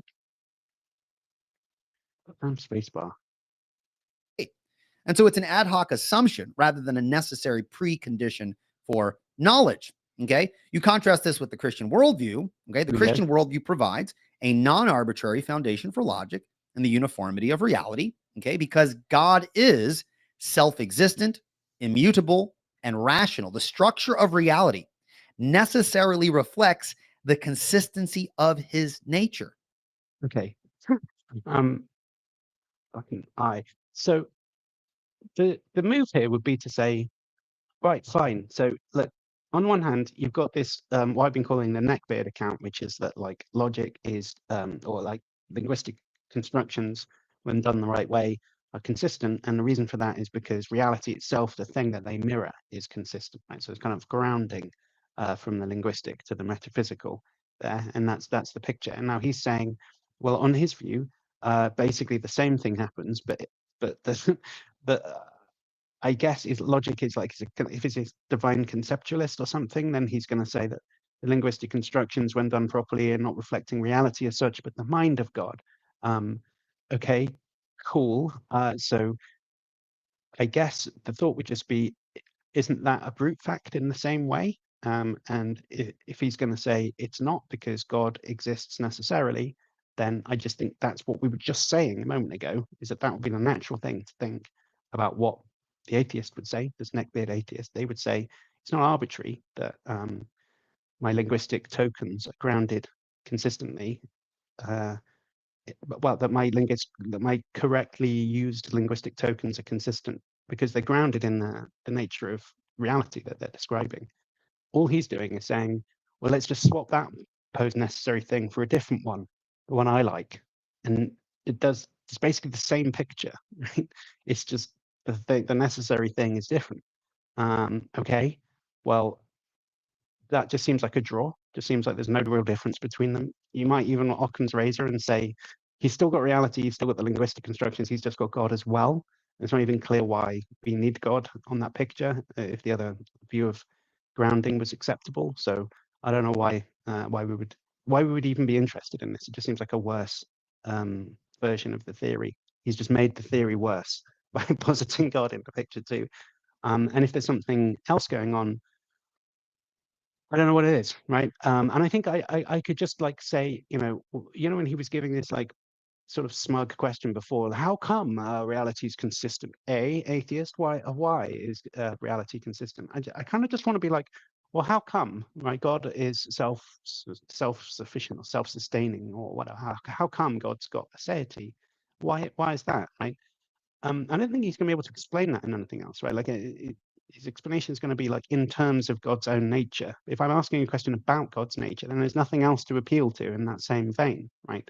So I just think that it's just got to be a brute fact, or at least a necessary fact on that theory, that God is the self-sustaining creator of blah blah blah, whatever, like those philosophical properties. He just has to say that they're all true of necessity. In which case, so what? Right? That's the same. That's the same thing he was complaining about. Okay, give me 1 second. Let me just look at this. All right, let me send Dan this link, and then he can join us. What I do? Go over here. Copy link. All right, sorry, give me 1 second. The joys of live streaming.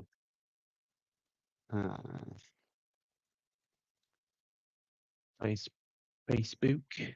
If you like, guess I'll you whilst I'm killing some time. If you like the content, give us a like and a subscribe, and I'll try and get it monetized. I don't really know how to do that, or what that really means even, but I think that means then there's stuff like super chats. But if you really were desperate to give me money, you can do it on the Patreon. You can just search for me on Patreon. Okay, Dan. Like and subscribe. Why not? That's free, isn't it? Here you go.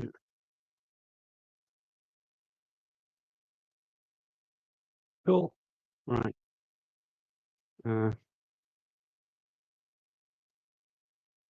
Back in the room. So hopefully Dan will jump in a second. Gonna keep. Oh God, I look red and sweaty, and it's probably because it's roastingly hot in here. And I feel like I should keep the window shut because I feel like my normal neighbours who live around, they don't need to hear this nonsense. It would be polluting the airwaves were they to hear my theological mumblings and stuff. So the window is closed, and I left the fan downstairs. So all the more reason to give me a like and subscribe. You see the suffering I put myself through for my art, for you guys to have free content. So all right, enough of that. I'm going to keep going. Dan will join me in a minute, I guess. Send me a message if that's not working, Dan. Right, back to you, Eli. Okay. The laws of logic for the Christian are not merely descriptive conventions, but the necessary. Whoa. Conventions or descriptions? They're different things. He's running those two things together. Thought we were talking about a view where they were describing reality, which is the thing that was intrinsically consistent.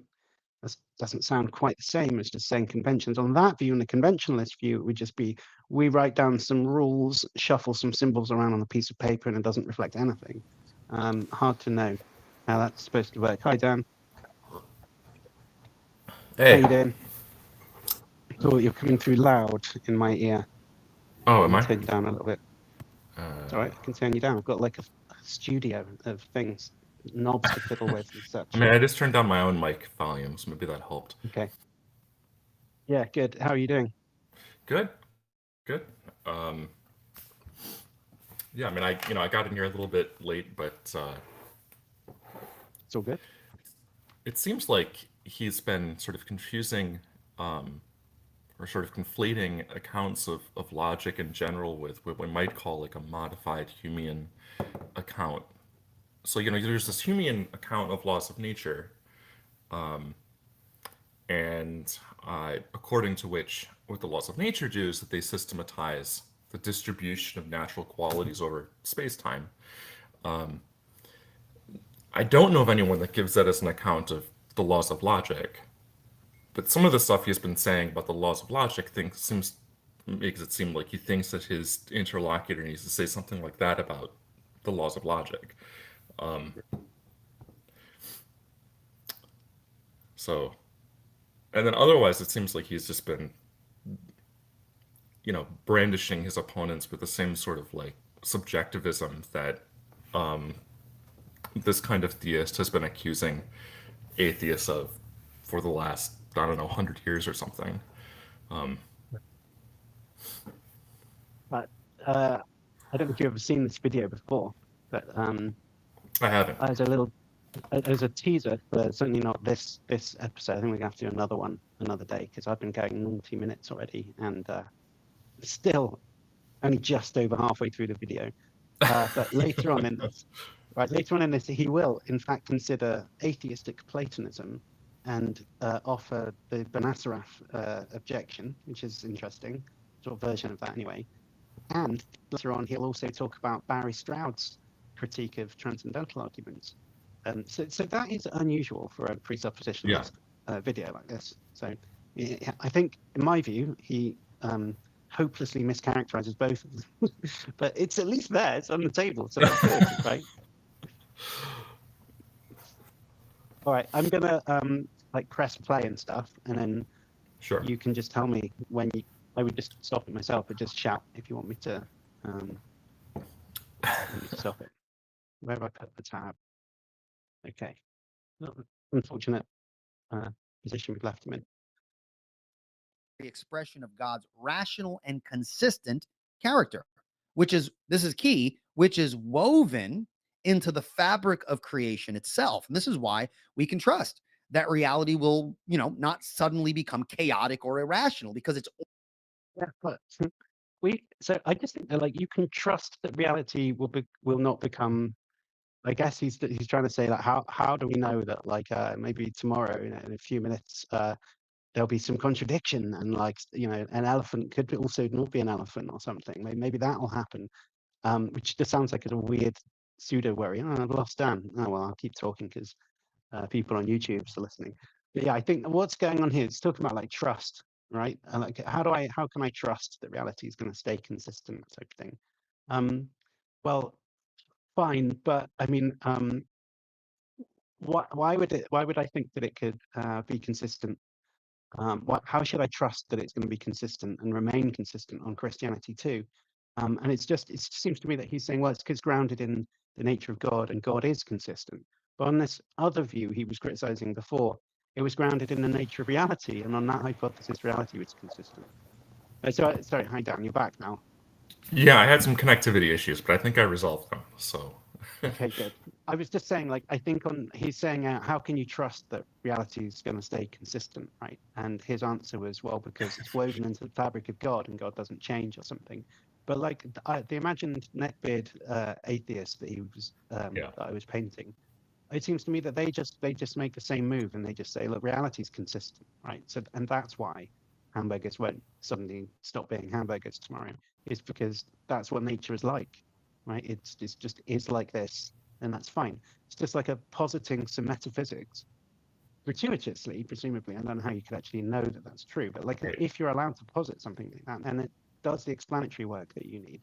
And he's saying, but if I posit this other metaphysical principle, God, and just say that it's of his nature that he's unchanging as well, then that's what grounds the unchanging nature of logic. But, like, it's no special advantage on either side, right? It just seems a sort of move that anybody could do, right? That's right. Yeah. I mean, the move is either to say that there's some extra thing that's unchanging, or to say that that the, like, reality is unchanging without the extra thing. I think part of what's going on is this concern with like Heraclitus, right? So we might have this concern that the material world is always changing, and that means there's no fixed truths about reality, and that somehow makes reality somehow less real. But of course, like, there were standard moves already, like 2,400 years ago, for responding to Heraclitus, and they weren't Christian moves because this whole dialectic predates Christianity. Okay, good. Well, can you still? I've sounded like my microphone stopped. You can hear me, right? Yes, I can hear you. you. Me? Okay, good. Okay, good. I'm going to keep going. Yes. Order is grounded in the immutable, consistent nature of a sovereign and rational creator. Atheism, on the other hand, can only assert that logic and consistency if they don't have some other explanation they can give. But this is just a brute feature of the universe with no explanation for why they hold universally. Apart from making it part of the claim that it's necessary. I don't understand why is that not ever considered? It's baffling. Do you have anything you want to say about that? Well, I think it's more of this here that it's the same business about, like, accusing the atheist of being like a Heraclitean, right? And you know, you can just be a Platonist instead, or any of the other views that you can be an Aristotelian, or you could be an atomist, or you could be, um, you know, just go through the zoo of ancient Greek views that responded to Heraclitus, and there you go.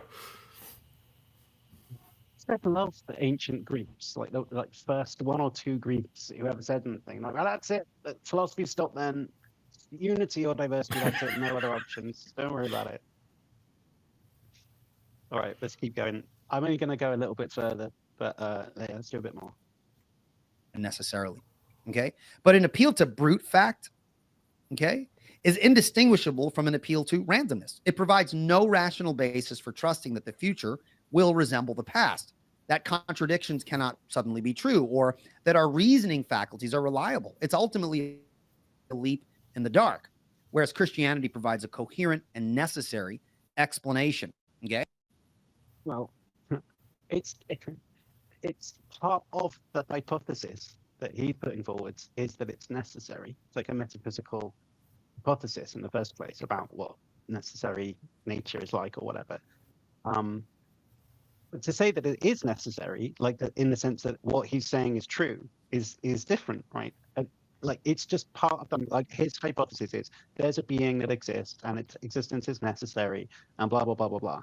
And an alternative story that somebody might put forward is that something else exists. Let's call it nature or the cosmos or something, and it's necessary, and other stuff follows. Blah blah blah blah blah. So each story has as sort of central characters different things, but each of them has this property of existing necessarily. So that's not unique to Christianity. Like the idea that you could just tell a metaphysical story that involves something that's necessary, right?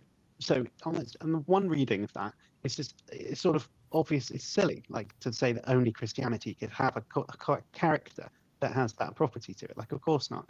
And the other reading of it is that Christianity is the only one that actually is necessarily true. It's just like blatantly question picking, because that's the whole point of this argument. You can't like use that at some point to say, well, you know, the other ones don't work because Christianity is the one that's necessarily true. It's so stupid. You know, I mentioned ancient Greek philosophy a moment ago, and there's a way in which a lot of presuppositionalist stuff reminds me of like Socratic dialogues, and Right. but if that's like the right way to read it, then you know when these folks say that, when they make the claim that the atheist either borrows or steals from the Christian, well, the claim made to them that the Christian, or at least presuppositional, is stealing from Socrates.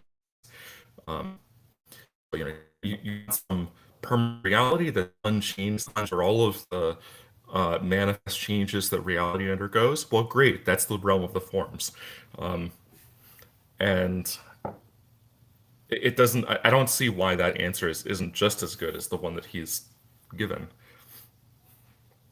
Right, like both stories seem to work just as well, and it seems that the sort of a similar apologetic strategy can be used in defense of either one.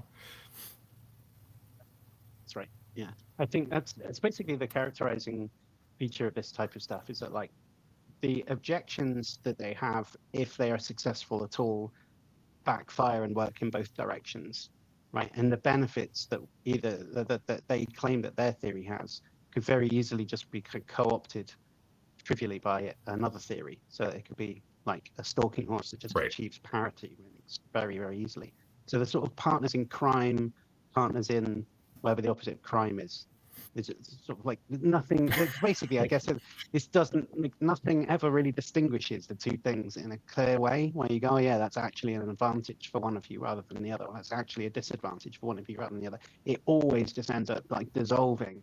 Like as you try and touch the objection, it just sort of poofs away into nothing. Yeah, that's my understanding of it. All right, one more little bit, and then I think we'll just like see if there's some questions or whatever. I appreciate you've just joined, but as I said, we'll be going for ages. Yeah, it's no problem. It's fucking hot here as well. Okay. And so once again, the impossibility of the contrary emerges. Whether one appeals to Norse mythology, secular naturalism, or any other non-Christian system, they all fail to justify the very foundations of knowledge they presuppose. The Christian worldview alone provides the necessary precondition for intelligibility, rationality, and epistemic certainty. And so the skeptic may attempt to deny this, but in so doing, they must assume the very rational order that only the Christian God can account for, demonstrating that even in their objections, they unwittingly testify to the truth of the Christian God. Now, actually, that's a good point. Stop it, because I think he's going to start launching something else. Like he's looking down at his notes to see what the bullet point is on there, I think. So it's just to say, I think that he's taking a victory lap far too early at this point. He's summarizing it all like, oh, only the Christian worldview can do this theoretical work, and we've established that, and the opponent has to borrow from what they're saying, from what the Christians saying whenever they even try and object to it, blah, blah, blah. That's far too premature. He's certainly nowhere near establishing any of that type of stuff yet. So just take it that all of that was just unnecessary self-back-patting to tell himself that he's won, right? Okay, and then I think at this point, let's see if there's any questions in the chat. Does anyone want to ask either me or my esteemed guest any questions?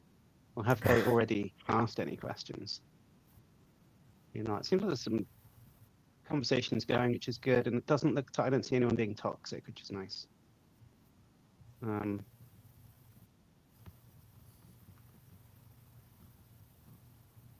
you see any questions in the chat? I think you can you see it in Riverside? Yeah, I'm looking at the chat.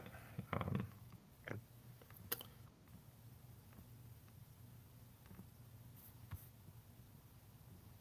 I mean, so some people are saying that the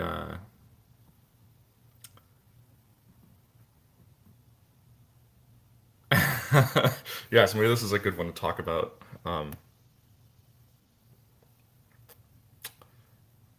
So, that's a joke, obviously, but, you and I have been reading a bit about, like Van Til's conception of the Trinity lately, which is difficult to read as something other than self-contradictory, because Van Til says that God is three persons and one person.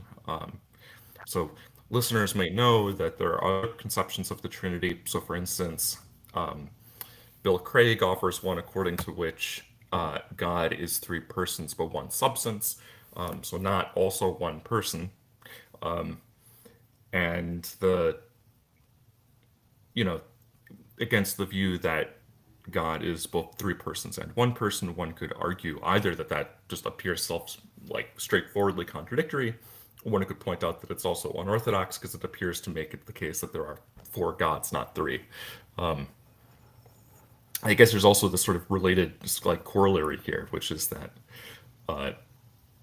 on the three gods versus four gods business, if their primary objection is that the atheist view is somehow arbitrary, well, the number of persons that there may be in the Trinity, perhaps they can justify that on the basis of some appeal to divine revelation or something, but at least as a matter of logic, it seems to me completely arbitrary to make it three as opposed to four as opposed to any other number.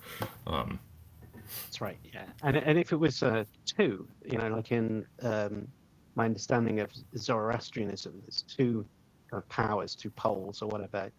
Cool, that kind of makes sense. Three, I guess, whatever. Four, it's like a square. You can come up with sort of spiritual reasons why three is the magic number or something like that. But it is straightforwardly. There's no compelling logical reason why there has to be three. It just feels like a historical artifact that they're constructing a theology around to preserve, because is it even in the Bible? I think that's contentious as well, right? That whether or not the Trinity is actually in the Bible. Yeah, right. It never. There is no Greek term for the Trinity that appears in the Bible, so it's an interpretation you need to bring to the text. Of course, by the time you get to the first 300 years of Christian history, it's settled among most Christians, that most Christian theologians, that it's going to be a triune God as opposed to some other conception. But, you know, today as back then, there are Christians that have dissenting views. If people want to see a really competent philosopher who maintains a non-standard view according to which there is no Trinity, but also according to which Christianity in some sense is true, Dale Tukey has put forward a bunch of really interesting stuff. And you know, I saw years ago that there was a response that James Anderson, who of course is a kind of defender of Van Til, has a response to Tukey, but his response was just some more appeal to Mysterianism, if I remember correctly, which is what we would expect from like a Van Tilian, right? Like if people are wondering, this business about Van Til saying that ultimately everything is grounded in both three persons and one person. If you ask Van Til, well, isn't that just a contradiction? Van Til's answer is to say, oh, well, God is incomprehensible to the human mind in the present life. Maybe we have some conception of God in the next life, in the beatific vision, but at least in this life, the only way that we know it coherent, and the know that it is coherent, is because it's been revealed to us. Of course, again, like drawing the analogy with Plato, if there is some contradiction in the atheist view, the atheist can just say, oh, well, it's mysterious, but it's the way that reality must be, and so it must somehow be coherent, even if it looks contradictory. So again, it looks like we have argumentative parity on both sides. That's right. Okay, but one more question I'm going to highlight quickly on the stream. Can you explain a bit why the three laws of logic are what they are? To me, it seems like they just define the equal symbol and parts of truth tables for and or. So I think the first thing to say about this is that the idea that there's three laws of logic is a historical view that's not how people think about it these days. It's not a very helpful way of thinking about it, I think, because it does seem like, well, how come whatever these three laws are? You hear it repeated a lot on the internet, but it, you know, the way logic is actually done. I might, if I can ever have them when we bother to do anything like this, but it'd be quite nice to make a video one day explaining. There was a little kind of period in I think the 20s or 30s where propositional logic was being axiomatized in different ways, and it used stuff like the Sheffer stroke. So this is like way of writing out propositional logic which doesn't have a negation, an or, an if. It doesn't have this normal. Maybe it's got has it got negation? I think anyway. But effectively it gets rid of like most of the operators. Maybe it keeps negation, but you have just this one operator, and then you can express all of the same argument, prove everything you can prove in classical logic with all of them in there. It's just equivalent. It doesn't have those operators in. Right? So it raises this prospect of like ever more economical ways of drawing the system of like propositional logic out.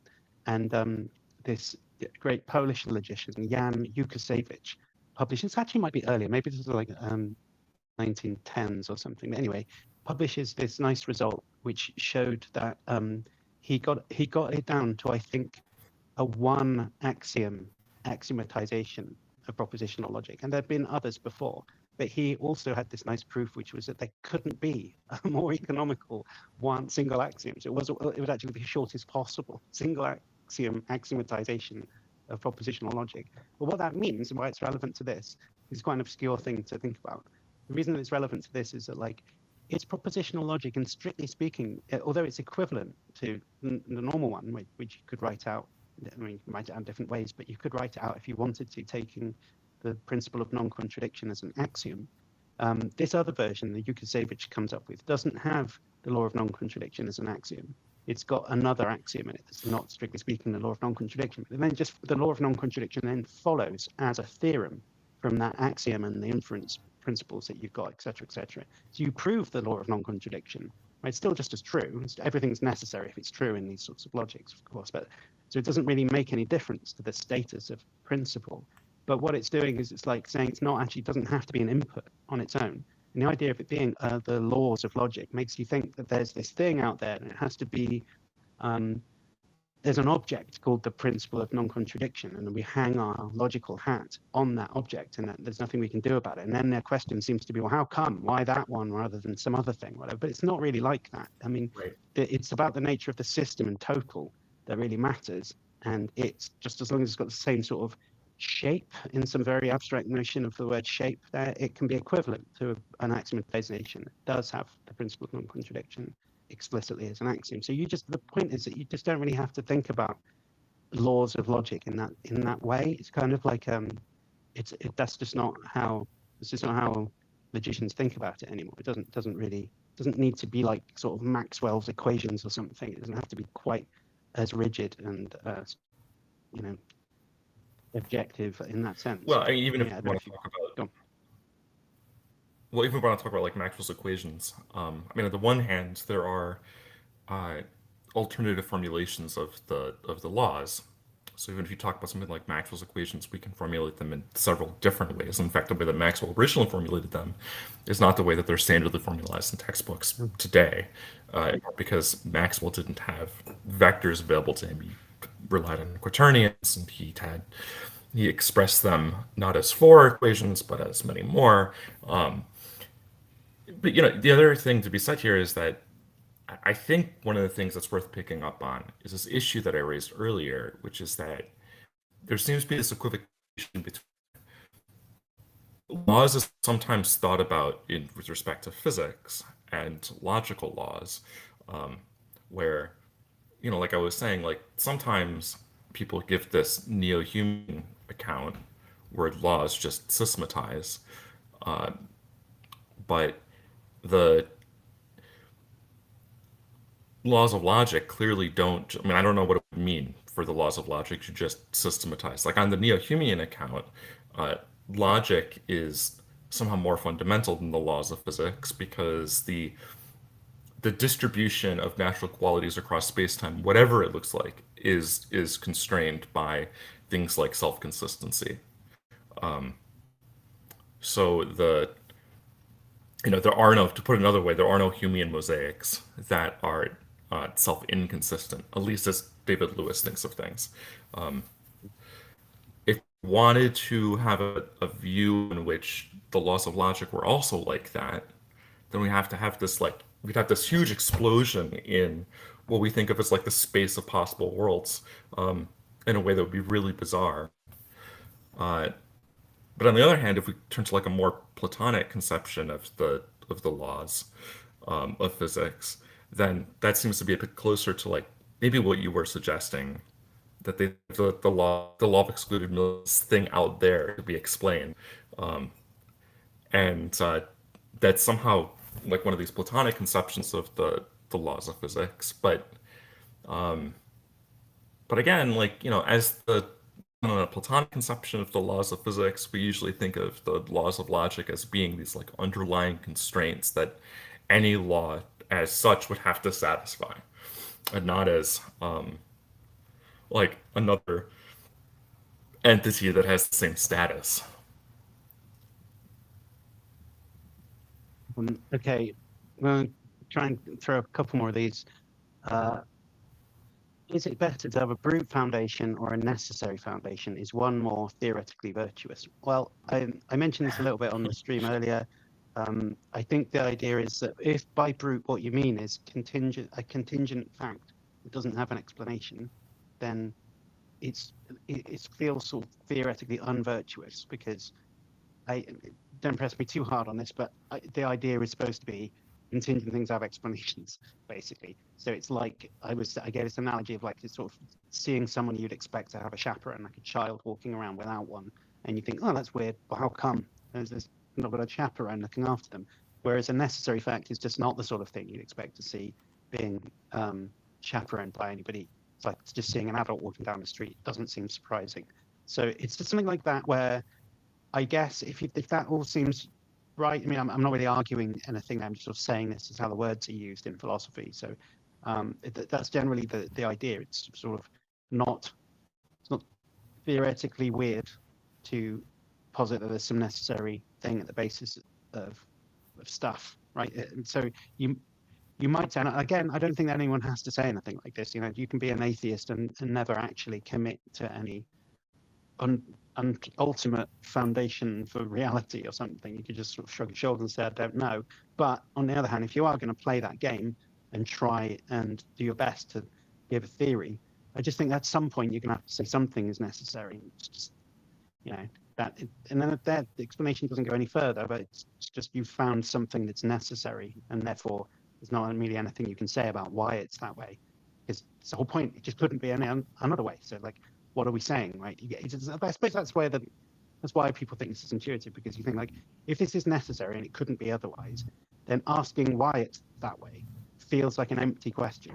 Whereas if the thing is contingent, then you think, well, it could be otherwise. So now asking why isn't it otherwise doesn't feel like an empty question in the same way, right? So that's why it's better to have necessary stuff as your foundation, I suppose, rather than positing brute facts in that sense of it being contingent but without explanation. Yeah. Did you? I mean, what's kind of ironic here is that while this has like a deep history in the history of philosophy, in some sense theology, we can trace back this idea back to people like Leibniz. Um, the I don't know, uh, someone who thinks that like our knowledge has to ultimately be grounded in biblical revelation. I don't know what room they would have to say something to make a distinction like that. Like Leibniz isn't found in the Bible, right? Like, so those are in some sense like alien, like resources that are alien to the Bible, or to the like system of thought that one finds in the Bible. I don't know of any ancient Jewish thinker who like gives the kind of account of the world that Leibniz gives. But you have to be like something like a committed Leibnizian to think that a necessary foundation is going to be better than a brute one, right? Because otherwise the space is open to you to say that like a necessary foundation is just as brute as anything else might be. Sure. Yeah. Right. And then, I mean, then everyone's going to be. That's where the objection cuts both ways, because then it's just like, that's obviously going to apply to anything anyone could say ever. So like, you know, even this guy is going to talk about God. He's going to say that God's necessary. Oops, then that becomes, you know, just as objectionable. But if that's okay there, then it's also okay for the other person. So at no point does either horse pull away in the race. They're always neck and neck the whole time. Nothing happens there that distinguishes them. That's right. But, you know, Leibniz has this principle that if something has a necessary explanation, then it doesn't need any further explanation. Whereas if something is brute, it needs a further explanation. And it seems to me that that's precisely the principle being appealed to here. And so it's funny to me that like that these folks would think that they need to appeal to something that's as alien to the biblical worldview as that. Yeah, especially if you're like a Calvinist as well. Right. Right. Like, we're not supposed to rely on human reason, but wait, we can rely on Leibniz's human reason in some way. Like, All right, cool. I'm going to do one more because I really do need to go and like lie down in the dark room. Could you better flesh out the neckbeard position? It seems to me it's just a standard post-Kantian way of looking at things, a type of critical realism, as they called it back in the day. Well, yeah. So I think what I meant was, I think the neckbeardy part of it is just this idea that you can sort of suck the mystery out of this question of the sort of metaphysics of logic by going, oh well, it's all just linguistic or something. It's just, you know, I just blah blah blah stuff about me writing things down or whatever. But then when you push on that, actually that's just a thing they say because I don't know, feels right to their sort of reductive, non-philosophical view. They want everything to be scientific and, you know, empirical or whatever. And this is their way of like avoiding the wooishness that sounds like you might have if you reify the laws of logic or something. They want to do that. Okay, great. But then what happens is that they end up saying something like, well, it's just like describing reality, right? That's ultimately like what's going on. But then I just think that then it's not a like a linguistic account of the laws of logic at all. It's actually a metaphysical one. It's like saying nature itself is consistent, and that's what sort of grounds the inferences that are in that type of logic. But okay, so the other ways that you could look at it, though, I mean, standardly you have conceptualism, where you'll say something like it's like the laws of thought or something, right? It's just sort of George Boole or even Leibniz sort of account of what logic is. It's something that's guiding the way that you think fundamentally. It's like a language of inferences or something. But specifically, it's like a kind of rule book for how your brain works, something like that. And I think we can also say that there's a kind of Wittgensteinian, early Wittgenstein sort of logical positivist account of what logic is, which is something to do with the limits of language, right? So it's not about the limits of thought. The sort of necessities of logic are to do with the limits of what you're able to coherently say rather than anything else, right? So and I think this third account that I was sketching out, that if at least if you followed what I was saying about that Nick Beard view, that it's just a metaphysical account. It's saying it's not laws of thought, it's not laws of language, it's laws of nature in some ways, metaphysical nature. And there you go. It's just like standard. It's a bit like Platonism, conventionalism, and intuitionism in the philosophy of maths, where they broadly speaking, mapping out to something real. Platonism, intuitionism is a bit like conceptualism, and what did I say? Constructivism is a bit like the kind of logical positivist Wittgensteinian thing. And so it's just standard. Like, go and read the Stanford Encyclopedia article about the metaphysics of mathematical objects. Is it? This my old PhD supervisor, Leon Horston, wrote that, and there's a nice summary of these positions there, so you can see. And it's basically like there's a lot more written about the nature of mathematical objects than there is about logical, but basically the same sorts of considerations apply in both of those. So I think, yeah, maybe I was giving the neckbeard, I was just giving him some kind of version of realism. But it seems to me that that's just the consequence of how they describe their own view. They think it's a sort of version of linguistic account of logic or something, but actually it isn't. It's just a sort of heavyweight metaphysical view with a kind of irrelevant observation that we use language to describe things or whatever. Cool, because that's true in mathematics as well. It doesn't like settle anything. Right, mathematics can also be said and written down and stuff, and there's like linguistic utterances that correspond to bits of mathematics. But it doesn't mean anything about the nature of mathematics. Well, the moment that you decide that logic or mathematics can be grounded in something concrete, as opposed to a abstract object or abstract objects like the Platonist might insist, then the space opens up to say that logic is somehow just grounded in the universe. The universe is the concrete item that grounds the. So, they want the presuppositionalist or the Van Tillian or whoever wants to say that logic is grounded in concrete item. The atheist can respond just by saying that there's a different concrete item that does the grounding. And then if the problem is that concrete items are the wrong sorts of things to ground the laws of logic, well, then God is also the wrong kind of thing to ground the laws of logic. As far as it being like a standard post-Kantian view, I don't think it has to be a post-Kantian view. I mean, so someone like Spinoza thought that there was a necessarily existent item he would identify with the universe, with nature, that gets to be the metaphysically ultimate entity. I don't quite know what it is that Spinoza says about logic, but we can imagine some view in the vicinity of Spinoza, as long as we are allowed to say that logic is grounded in concrete item, that logic gets grounded in like nature as a whole or something like that. All right, look, I think on that note, on that bombshell, I'm gonna wrap this up because I need to go and do some other stuff. But thank you very much. I'm sorry that I know there's some other questions, but I won't get to them today. But I'll, engage in the comments or whatever later. And I guess chuck a like and a subscribe again. I don't know how many times I'm allowed to say that on the stream, but why not? Fuck it. I've sweated enough for you lads today that I should be able to say it again. All right, Like cool. and subscribe. Yeah. All right, cool. Until next time. I'll see it.